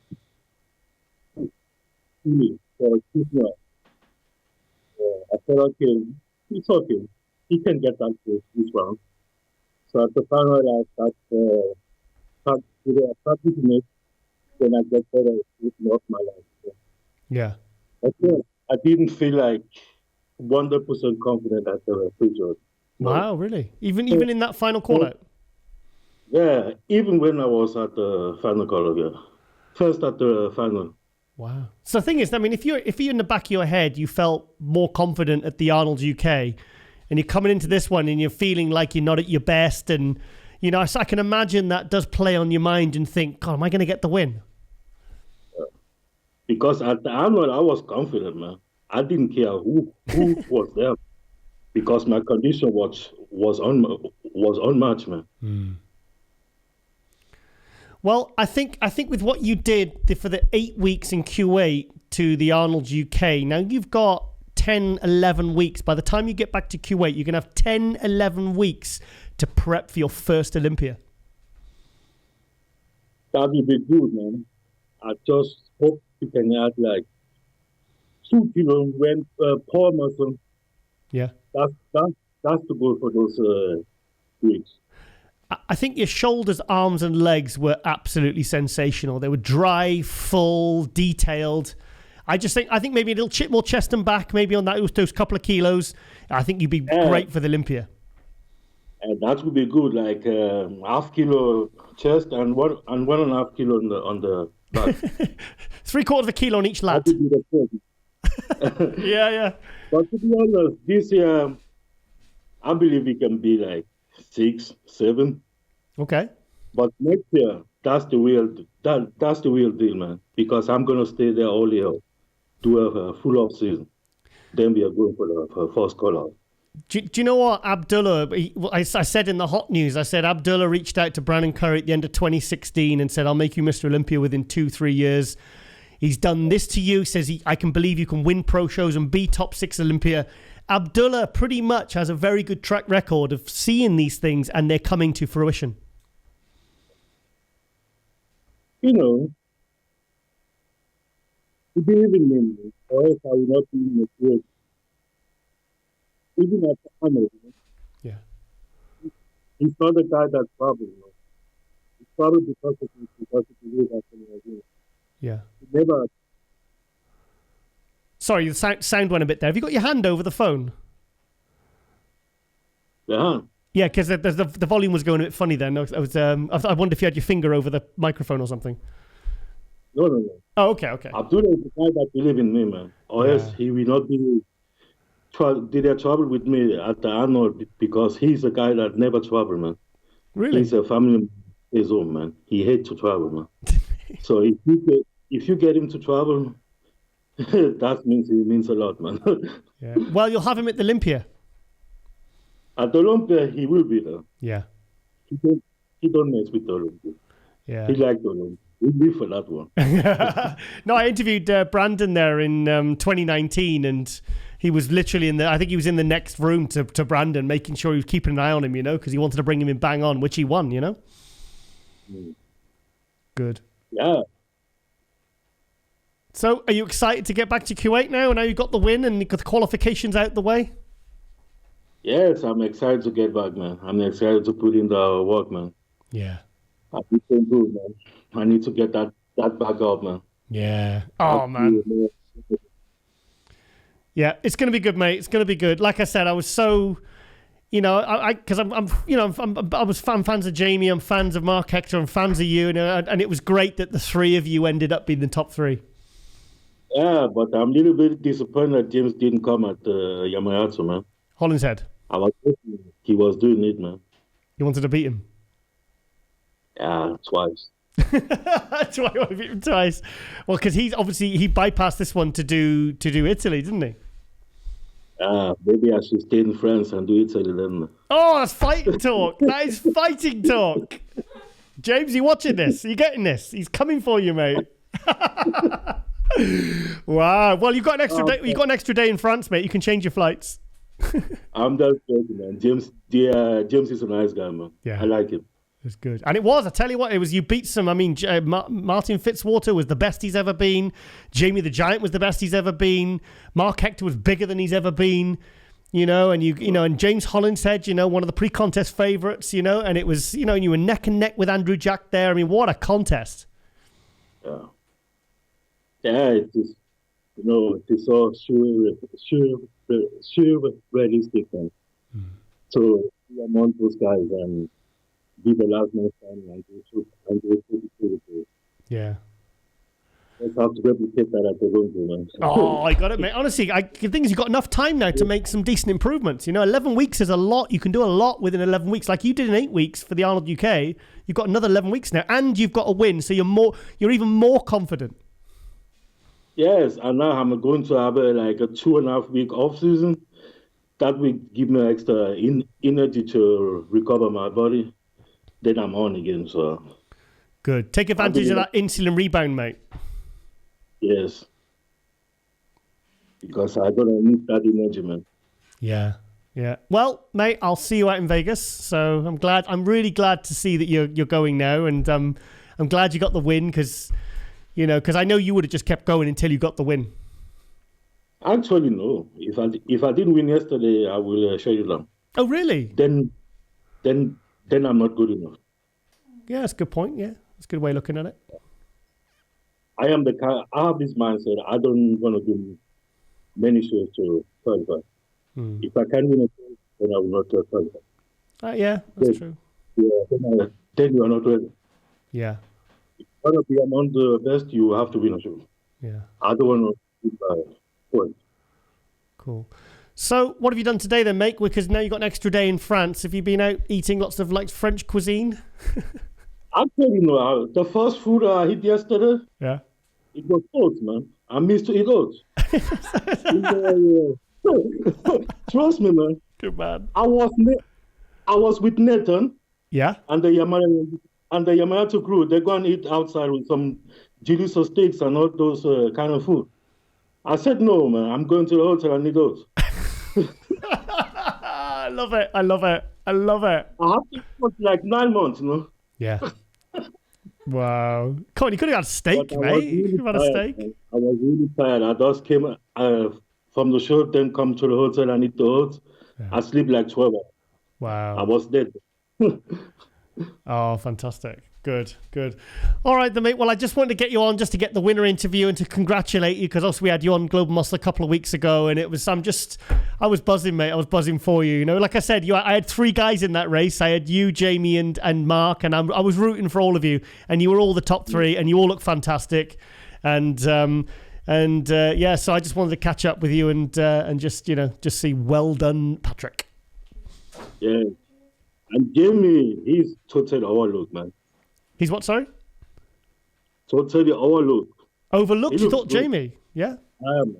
Honestly, yeah. Do you think would you have had Jamie second saying that then? 100%.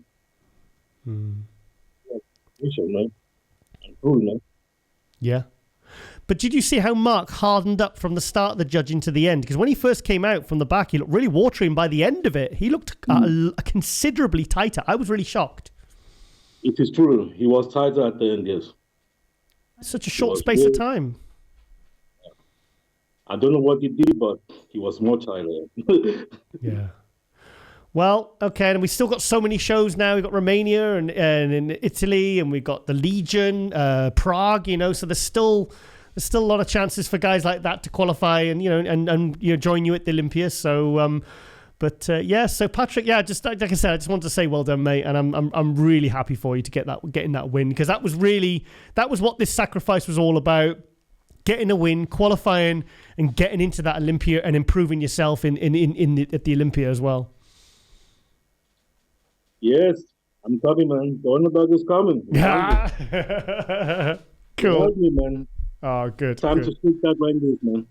Yeah. Okay, well, give my best to Abdullah and Brandon when you see them. Tell them Giles said hi, because I love those guys. And I'll do that. Thank you. And I will see you in Las Vegas in 11 weeks' time, mate. No doubt, man. Okay. Thank you so much, Patrick. You're welcome, man. All right. Take care, mate.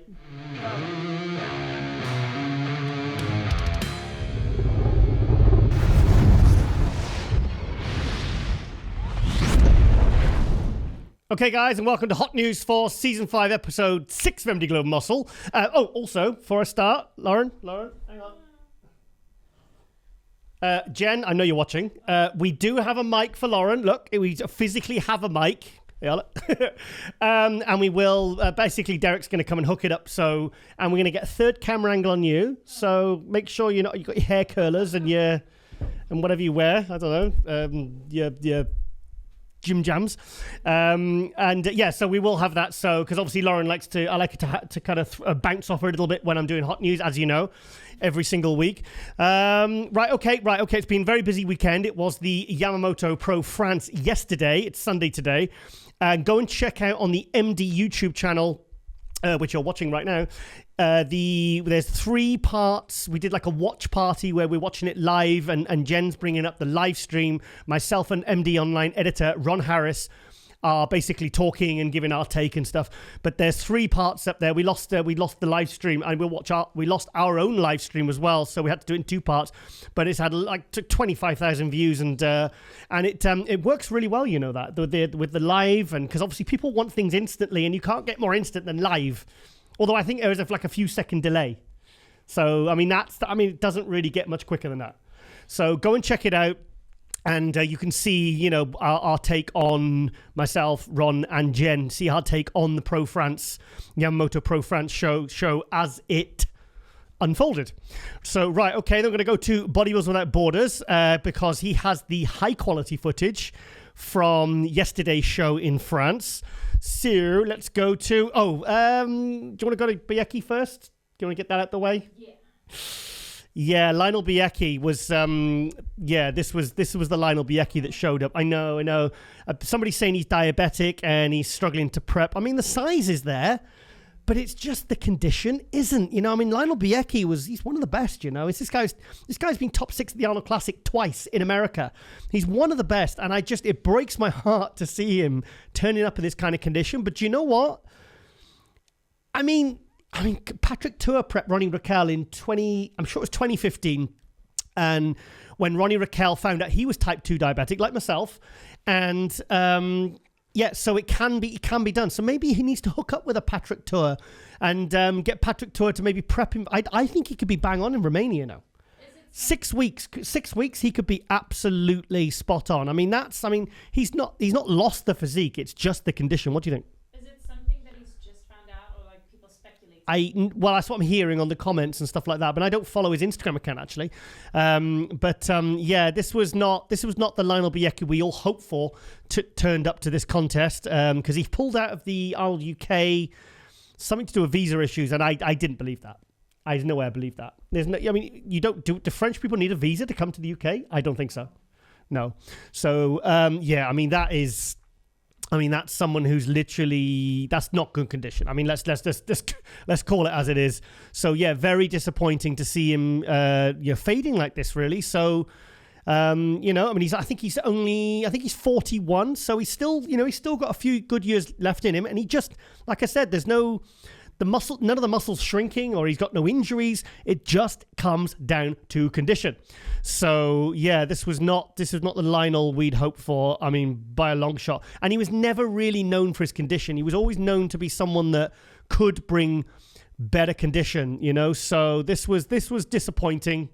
Because I mean, like you said, if you saw the preview myself and Ron Harris did earlier in the week for this show, he was a front runner, because if he'd have been 95%, he would have been in the mix for the win,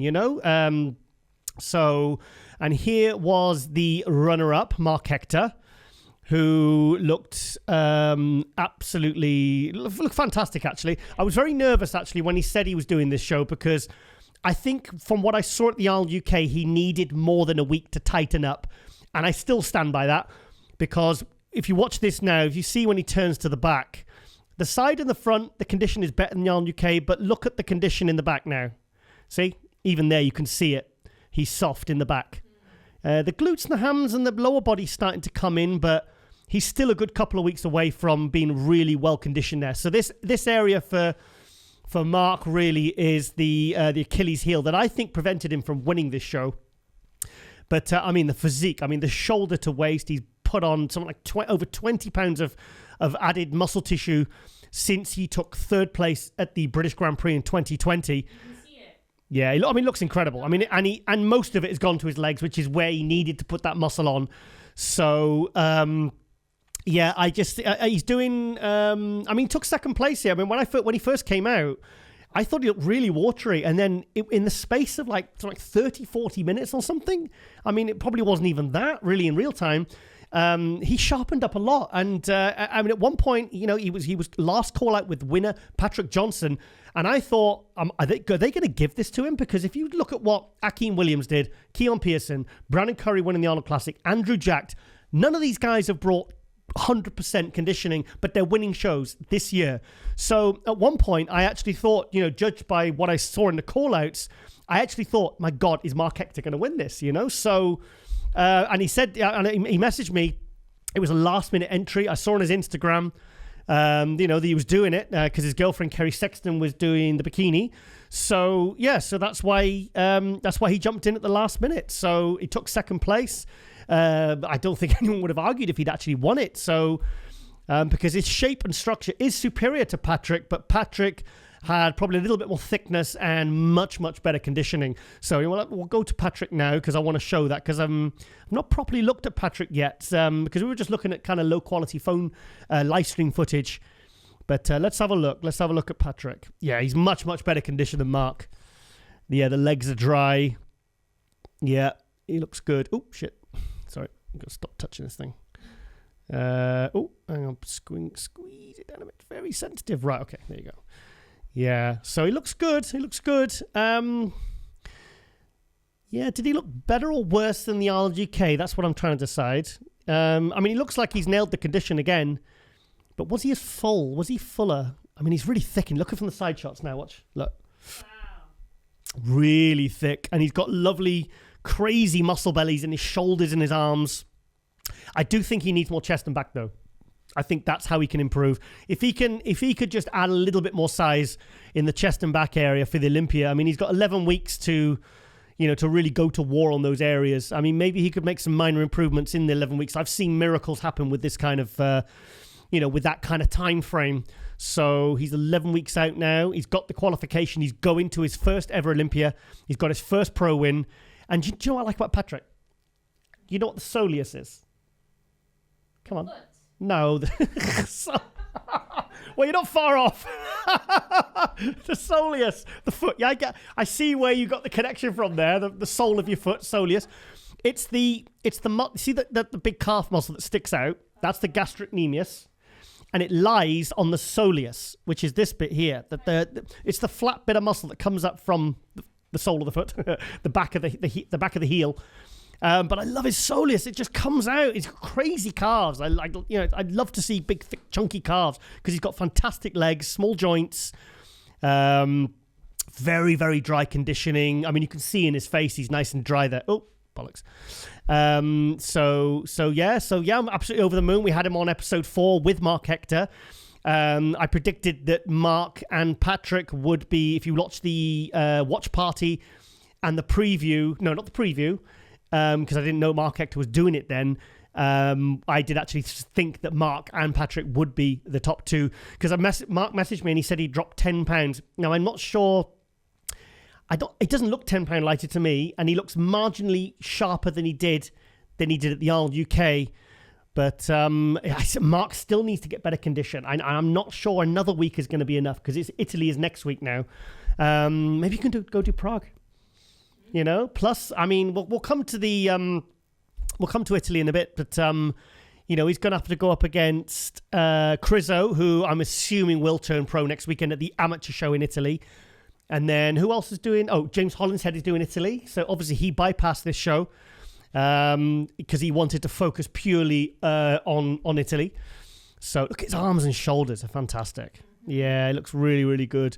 Really good. And now we can go back to either Kuwait or Denmark and just prep now for the Olympia. So, yeah, it looks like that sacrifice of, if you watch the interview in episode 4 of Global Muscle, Patrick told his boss, he said, I want 8 weeks off and I'm going to go to Kuwait. I'm going to, obviously you're going to be at Oxygen Gym, trained by Coach Abdullah, training with Brandon Curry. I think they're roommates, actually. They're roommates. Wow. So obviously sharing like an apartment or something. So yeah, it worked. It absolutely worked. And I'm over the moon for him because I really like Patrick. I've had him on a couple of times. And he's just an all-around good dude. And like it's nice to see when guys make that kind of sacrifice and it pays off, much like Brandon Curry did in end of 2016 when he came last place at the Olympia. Coach Abdullah did exactly what he did with Patrick last year and said, look, come out to QA, I'll train you, I'll prep you. And he actually said to Brandon, I will make you Mr. Olympia. 3 years after that, in 2019, that became a reality. So that is, so there's a really good story there. So, right, okay, what else we got? Oh, let's have a look at Jamie. I need to decide whether Jamie was better at the Arnold UK or he was here. He was definitely sharper here in France, but for me, I slightly prefer the fuller look. I do. Let's have a look anyway. Maybe we can find the Arnold UK footage and we'll compare it. Let's compare it. Okay. Yeah, the front lat spread looked more impressive last week. It did. I'm guessing he didn't have the time that he had for the Arnold UK to load up because a big guy like this needs a lot of carbs to fill him out. He looks crisp though. He looks really good. I actually like this look more. Do you prefer this look? Yeah. I think for me, Hold your thought because what I'll do is I'll find the Arnold UK footage and then you can make a decision. I like this look. You like this look? Okay. I mean, you know me. I'm kind of completely contradicting myself. I love condition, but I just think with his physique and the size of his frame, I just think the fuller look slightly suits him slightly better. And Josh said it. Josh Maley, his friend and trains at his gym, the new tallest pro at 6'6", open pro, inch taller than Jamie, said that Milos is planning to bring Jamie in for the Legion Sport next week. He's planning to bring him in super, super full because I'm guessing that Milos will be there. Yeah. I mean, it's Reno and Vegas. It's close, isn't it? Yeah. Very close. So hopefully Milos will be there, and that means he will be there with Jamie. So it'll be exciting to see if Jamie. I hope Jamie's body holds up because he's done 3 shows now. He's done Italy, UK, France. I mean, he's immediately going to be getting onto a flight, probably in a couple of days, to go out to, transatlantic all the way over to Nevada to compete at the Legion Sports Festival. So fingers crossed he can bring an absolute all-time best Jamie in, because, Jamie's been improving in condition with each and every single show this year. So let's... do you think he could win the Legion? I think he could. He could, couldn't he? Because the thing is, we don't know what Justin Rodriguez is going to bring. Tonio Burton, he's no joke. So... I think Jamie wants it bad enough and he's working really hard. He could win. He could win. I actually do want to see him win. Yeah, and the judges know who he is now. Yeah, I want to see him win. He's not afraid to compete, and I like that. I like the guys that aren't afraid to compete. So let's see if we can find the Arnold UK footage of... Let's have a look. Oh, this was the guy that I thought was... what's the guy that was on... Oh, God, what's his name? I forgot his name. This is the guy I thought was the guy... I'm not really explaining myself very well. The Craig Morton. I thought this was Craig Morton, and it's not Craig Morton. Oh, hang on. No, it is Craig Morton. Oh, my God. And I thought it was This is Craig Morton. This is the British guy. Oh, He's classic. he looks a bit like Aquaman. He does look like Aquaman, But the newer version. but he's not underwater. Yeah. He does. So Craig Morton, this is the guy that took 5th place in the Classic. Look at that. I thought he was... When I saw this, I thought he was open. This is Aquaman. Yeah, it is Aquaman. Do you know what? He could be a good Aquaman stunt double. Like the Jason Momoa stunt double. Can you believe he's classic? This is Neil Curry's mate. Is that pretty cool? I think he's, like I said, I think he's from Liverpool. Do you know what? If you're watching, Craig, get your ass to the studio, and we'll get you on an episode of Globe Muscle. You know what you should do? He's got a really good look, isn't he? You should try get Neil, this guy, Jamie. I can't get him all in here. I think you should try. I can't. There's only 2 mics. Well, try. No. It's no more than one guest at a time. I don't think the studio could fit these monsters in here. Like this video if you think Giles should get a bunch of... No, just more than one. Yeah, he certainly looked better at the France show. This was him at the Arnold UK. I think he took 4th place at the Arnold UK, and I think he took 5th place in France yesterday. But he certainly got us all. I mean, he stood out in the lineup. He really, really did. So here's another new classic guy from the UK. Oh, I just loved it. A big love heart came up.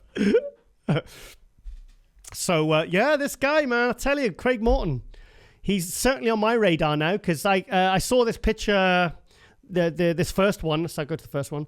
I saw this one and I was like, holy shit, this guy must be open. So, but he's not. He's classic. So he really stood out. We were watching the live stream. If you watch the watch party, he's huge. Look at him. He looks fantastic. Absolutely fantastic. Yeah. So here's a guy to keep an eye on. Out on? Yeah, that sounds right. Probably. Right. Let's find Jamie. Let's find some footage of Jamie. Oh God, he does post a lot, this guy, doesn't he? I can't find footage of Jamie. Oh damn.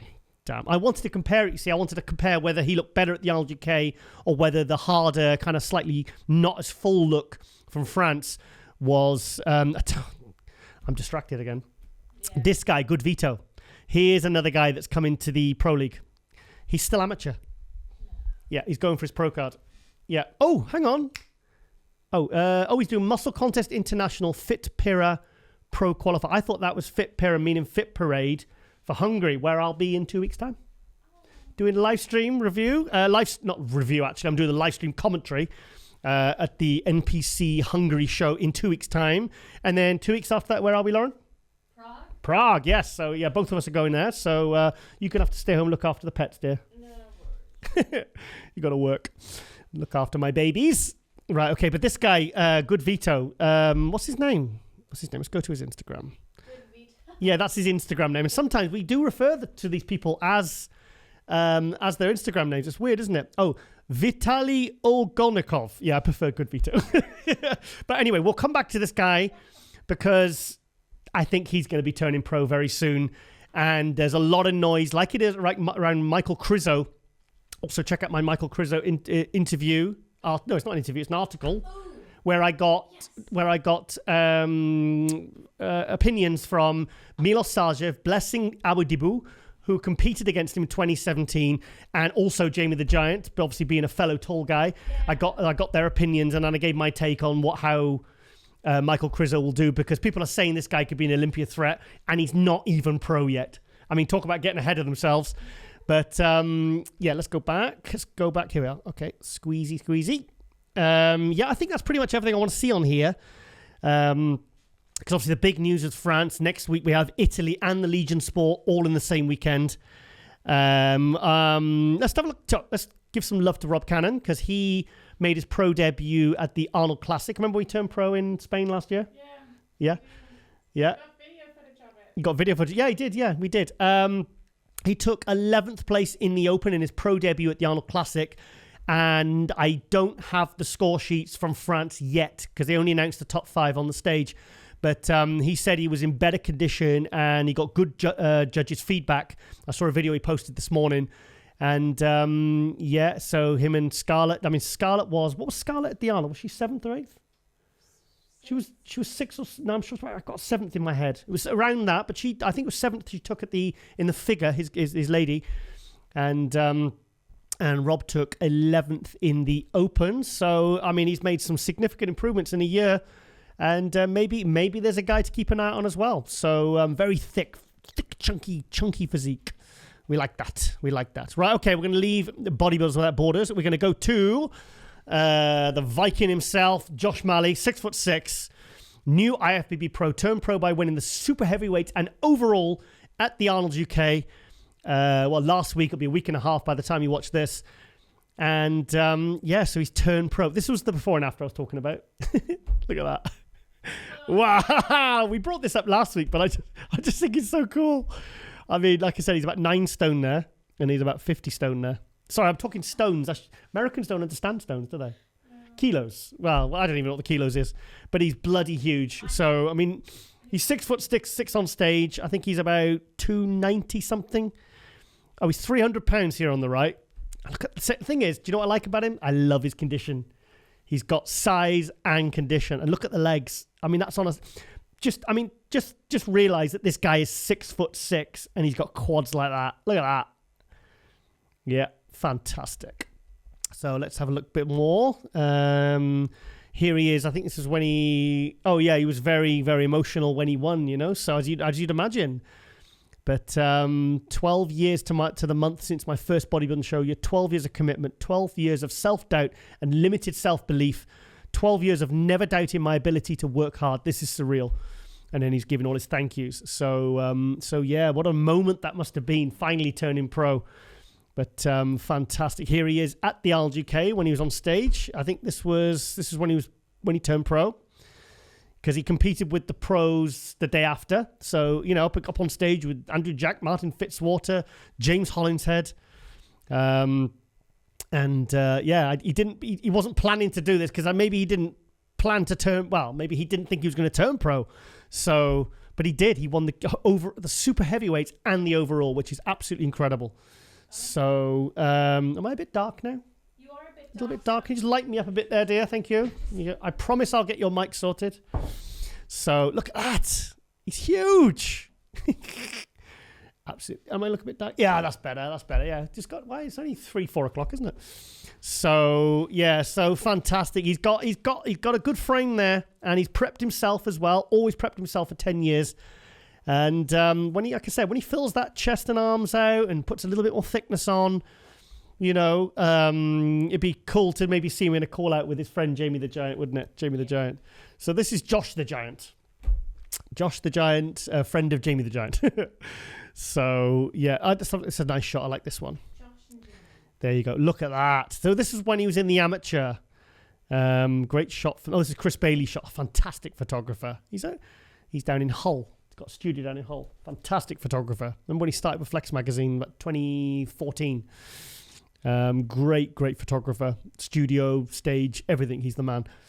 So, okay. And I just want to show this one picture. My good friend, Ronnie Coleman.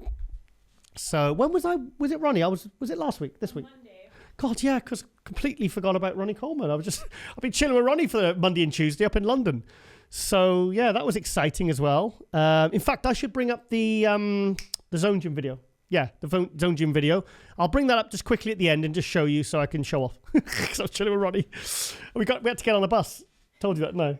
Because we couldn't get... Can you believe in London, we were at Nando's, because Ronnie loves Nando's, I love Nando's, Derek loves Nando's, and We couldn't get a taxi, couldn't get an Uber. Then the guy at the Nando's said, "Oh, download Bolt. That's like the new Uber." Couldn't get a taxi. And then the manager said, "Look, we're going to be late for this because we've got to get back to the hotel. We've got to get the car. We've got to get to this. We've got to drive across London to get to Zone Gym because Ronnie's got there's going to be a lot of people waiting there for him." And the manager says, "Well, it sounds funny, but there's buses coming along every 2 minutes. Just take a bus." So we had to get Ronnie on the bus, and then people were recognizing him on the bus, and they were going, "Is that my hero?" One guy said, "Is that my hero?" I said, "I bet you didn't expect to see Ronnie Coleman on your bus today, did you, on the way to work?" He says, "No, I didn't." But we'll come to that in a bit. We'll bring up the video from Zone Gym and the wonderful night out we had. So anyway, fantastic interview there from Josh Maley, and just really excited to see what he's going to bring in 2024. So what are you laughing at? I just can't believe you took Ronnie on a bus. Yeah, we took Ronnie on the bus. Yeah, well, the thing is, it dropped us right outside the hotel because pretty much we were about, I think it was 0.7 of a mile on the same street where the Nando's was, where our hotel was. So he said, they'll literally drop you outside. And that's exactly what we did. So we got there and we got there 10 minutes early and everything was great. And the seminar was absolutely huge success. And it was great to spend some time with my old friend, Ronnie Coleman, and discussing about who we want to speak to on his podcast. I do a separate podcast on Ronnie's channel called Nothing But a Podcast. So, and then other big news this week was, oh my God, once again, Samson Dowda, the Nigerian Lion, has blown people's minds because he puts out update videos every couple of weeks. And just when you think you've seen it all, he comes out with something new and blows our minds. So, seriously, this is, in the interview you've watched with Josh Maley, we talked about that briefly. But this was the video. Look at this. Look at this. How has he got so wide across the shoulders? Look at his quads. His legs. His legs must weigh 100 pounds each. Jeez. Seriously. He's over 300 pounds here. 11. This is Samson Dowda, 11 weeks out. And I've never seen a guy with a waist that small at over 300 pounds. He looks incredible. Look at the legs. I think he trained chest there because his chest looks almost too big. It looks. His lower pecs are just.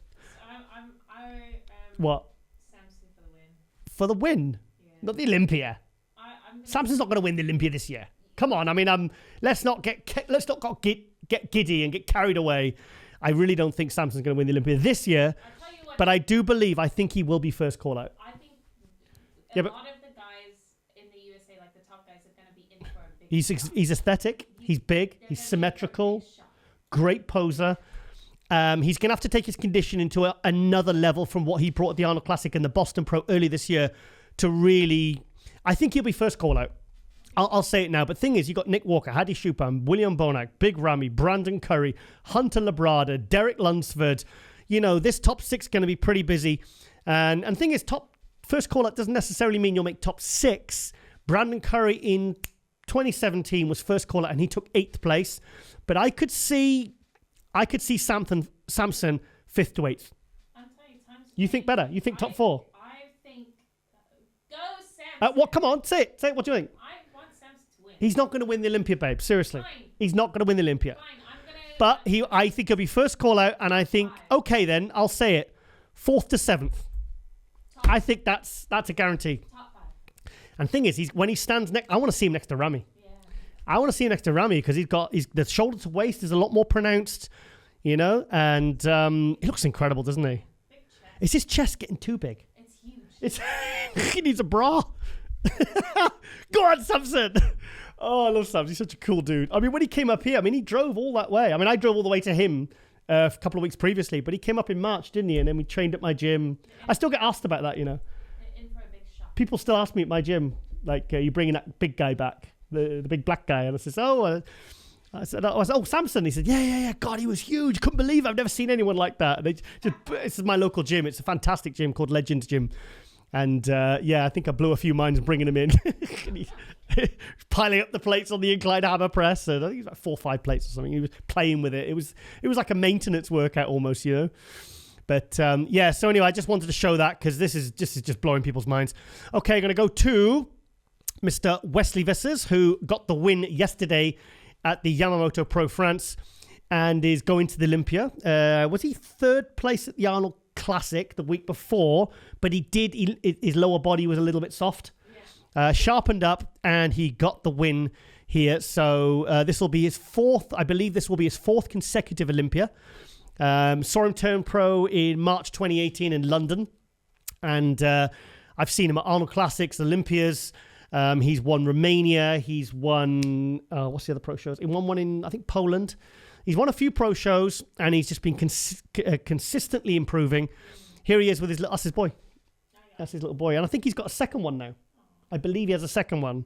I'm guessing he didn't bring the baby to the show. He just brought the little one. I wonder how old that kid is. How old does he look? 2, 3? 2. Look at the hair. Cool. I'm not keen on Wesley's hair, though. I like Wesley's I don't like the new hairdo. Sorry, Wesley. I love you, mate, but not keen on the hair. Looks a bit teenagery, doesn't it? That's the time. No, it looks messy. I think you should do something with it, like slick it, or I think shave at the side. Okay, Wesley, I'm your new stylist now, by the way. You know, coming from Mr. Stylish. Something I've never been accused. I've been accused of being stylish. Yeah, of course I have. Yeah, I turn up in nice tailored suits to the Olympia, and everyone else is in their baggies and their stinky t-shirts. You know, I turn up in a monocle and a pocket watch, and well, I don't really actually, but yeah, not far off actually. So yeah, so big congratulations there to Wesley Vissers. Yeah, he did it. His upper body looks bigger, is wider. Last couple of years, he's really started to nail that conditioning. But I mean, thing is, it's a really ultra competitive Classic Olympia this year. There's going to be like 50 guys in it. So even if he makes top 10, top 6, that's a bit of a stretch. But I mean, I think I can. Now he's starting to nail the condition. I think Wesley Vissers will be top 10 at the Olympia this year. I think pure the leg size, really. I think that's the one thing that a lot of guys will sneak past him. Because I mean, who do you think's better, Wesley Vissers or Neil Curry? Michael de Bull. Yeah, it's tough, isn't it? It's tough. I tell you what, the Classic Olympia is going to be the most competitive class at the Olympia this year. I've said it. And this is Olympia. This is the best of the best of the best, So anyway, yeah, so I just wanted to basically acknowledge Wesley, because we love Wesley. He's been on Global many, many times. In fact, I've got his number. I'll WhatsApp him. I'll congratulate him. No, I like to do that. I like to have the guys win, especially if I've got their numbers. Sometimes you send them DMs and the DMs get lost. But I will, because I like Wesley. He's a good dude and represents himself, the sport, and the classic category, I think, beautifully. Really good guy. Like a new Arnold. Right, okay, then I'm going to go to Jamie the Giant. I'm going to try and find the footage from the Arnold UK. Have you still got the France footage fresh in your mind, Lauren? Yes. You have. You look very vague. I don't believe you, but we'll have a look anyway. So anyway, this was France. Okay. This was France. Yes. Hang on. I think, yes, 3 shows in, and we just keep improving the look. I don't need to say a thing. Yes, this was his best condition. I feel like I'm completely contradicting myself because I'm a conditioning freak. But let's go. Let's have a look at the Arnold UK. There you go. Yeah, Arnold UK. That's a better look. No. Oh, come on. No. I mean, his front lat spread, it looks incredible there, and it looked great in France. But for me, that's mind-blowing. I think the fuller look suits him. So Milos' plan of bringing him in crazy full for the Legion Sport, well, this coming week, by the time you watch this, I think this is the better strategy. I do. I think I like the France look. Yeah. And I think with carving up and him going there, he's going to look incredible. So France condition with the fullness from the Arnold UK, you think it's game over? Yeah. Do you know what? Yeah. He could win. He could win Legion. Yeah, actually. France conditioning... Arnold UK fullness. I think he's in the chance for the win because Justin Rodriguez, you never know what he's going to bring. And I'm just going to so. But the lighting on the first picture you showed me is shocking. The lighting was terrible at the France. Yeah, it was. The lighting. Here he is next to Martin Fitzwater and Alfred Vlad Chiriac. I want to get him on as well. Vlad. He's prepped by this guy, Alfred Chiriac. He was 7th place at the Arnold UK. Incredible condition, prepped by Patrick Tour. So, like a game of Street Fighter. Round 3, fight. Cool. Viva la France. Right, okay. Yeah, he looks great. And I tell you what, he's done wonders with that frame. I mean, who could have believed a few years ago that he could have done as much as he's done with this frame, because it's nothing short of incredible. Oh, here we are, like a comparison with Mark Hector and Jamie. Yeah, this is the Arnold UK look. I prefer this look. This is more impressive. I have to say something. What? I think these guys are incredible, and I think desktop bodybuilding is cool, but I hate it when I see these vote with your comments. Vote with your comments. Like, yeah, but come on. Bodybuilding's a sport of comparison. It's a visual sport. It's a speculative sport. That's the fun bit. Oh, yeah, the side chest was better at France. No, but it's like... Hang on. Yeah. The side chest was better at France. Exactly. Yeah, he's sharper. He's sharper. Oh, I can't decide now. I've changed my mind. Yeah. I tell you what, though. Some people, well, probably a lot of Jamie's fans had him ahead of Mark. I mean, I don't like Mark's condition here. I've got to be honest. I mean, that looks 3 weeks out. That should have kept him out of the. Yeah, that dropped him down to 5th really, because I think if Mark Hector had been in pin sharp condition, I think he'd have been battling it out with Andrew Jack. I really do. I think he's that good. But I'm not sure about this frontal bicep. Because if you noticed his arms forward, apparently he's got some impinged nerve and he can't hit the pose properly. So yeah, he's not popping there. Anyway, back to Jamie. I can't decide. I think side chest. Yeah, fuller. Well, maybe let's see what he brings to Legion anyway. So yeah. Anyway, so yeah. Hang on, look at one more. Yeah, the Arnold UK there. His trunks. Yeah, I don't know. Well, we could debate this all day, but yeah. Jamie, I'm excited to see what he brings to Legion, because with me, the thing is, if you've got your coach there with you, it's really good, because I'm assuming Milos will be at the Legion. And what are you looking at? You're pulling funny faces at me. Are you bored? No. Don't be rude. Don't be rude. I can hear most things. I can't hear everything. So you could probably diss me a little bit, and I'd never possibly hear. I don't diss people. You don't diss me. Okay. Okay. What's Lauren, what's he doing here?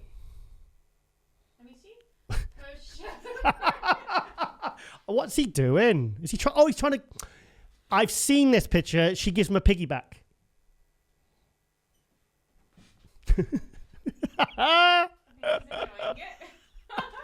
Yeah, well, funny. Yeah, they do tend to. Right. Okay then. Right. Okay, Mark Hector. There's nothing from France, but we do have a really lovely shot of Mark Hector. From the front, anyway, from the Arnold UK, because from the front, as you can see, he looked absolutely insane. So front and side, he's fine. Although something going on with his frontal bicep. I think when he comes down a little bit more, I think Mark Hector will look perfect in those poses again. But there's something with his shoulder. He's not rotating the arm back enough, and it just looks weird. His frontal bicep looks weird. So maybe if he gets it released or something, get some soft tissue work, maybe that'll look better. And with the midsection as well, that body weight, it didn't look as aesthetic and as pleasing as it did in 2020. But that only in that shot. Everything else looked great. But where he got knocked out of the top 4 and what he lost in France, it was the back shots, because he's got a crazy back, but the conditioning, even in France, still wasn't there. I mean, look at the front. I mean, I think he's better than Andrew Jack. The thing is, Andrew Jack is the best from the front. I mean, he's. I get so much hate. People think I'm an Andrew Jack hater, and I'm not. I just think he's sensational from the front. From the side, I don't think he's that great. And from the back, he needs a lot more conditioning, and I think he needs more time. I think he needs another year, maybe 2 years at least, to really be worthy of the hype that he could challenge Ramy anyway. I think we're 2 years away from that conversation, guys. So don't be disappointed if he doesn't make top 6 at the Olympia, which I don't think he will. But, if he makes top 10 in first Olympia, especially one this stacked, that's going to be absolutely incredible. So let's just slow down a bit. And I know he's new and he's exciting and we all want to get behind him. But anyway, back to Mark Hector. So, okay. Oh, that's basically it. So, yeah, nothing new there from France to show. It's all Arnold UK and the lead up. Because, I mean, I imagine he's traveling back from France today. So, anyway, going to go on to Tonio the Predator Burton, who was in this episode. Hope he turns up. We haven't actually interviewed him yet. So, fingers crossed. Wait, we got another guy? What? What's the time? Tonio. Yeah, 5. Oh, my. Yeah, in an hour and 20 minutes, we're going to have Tonio Burton Hopefully you've already seen it and he turned up, and I'm sure he will because he's messaged me. But this is who Jamie's going to be going up against at the Legion, along with Justin Rodriguez. That's the kind of the three biggest names that have really stuck in my mind, unless I pull the name sheet up. Thing is, you do get last-minute entries as well.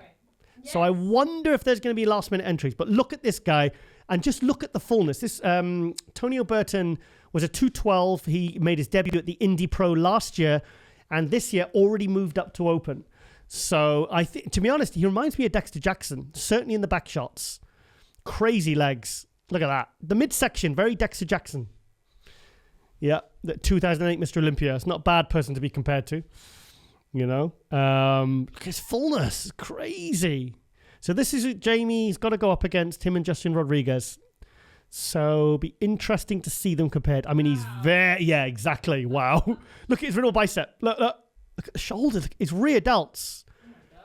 I mean, that's pretty mind-blowing. This was what we didn't get to see when he was a 212. I think this is where he lost, because as an open, his back seems to be the body part that is really coming back with a vengeance. Yeah. So let's have another look. It's all posing, really, just showing us. But he's got a lovely physique, very, very balanced, very aesthetic, nice tight waistline, really sharp intercostals.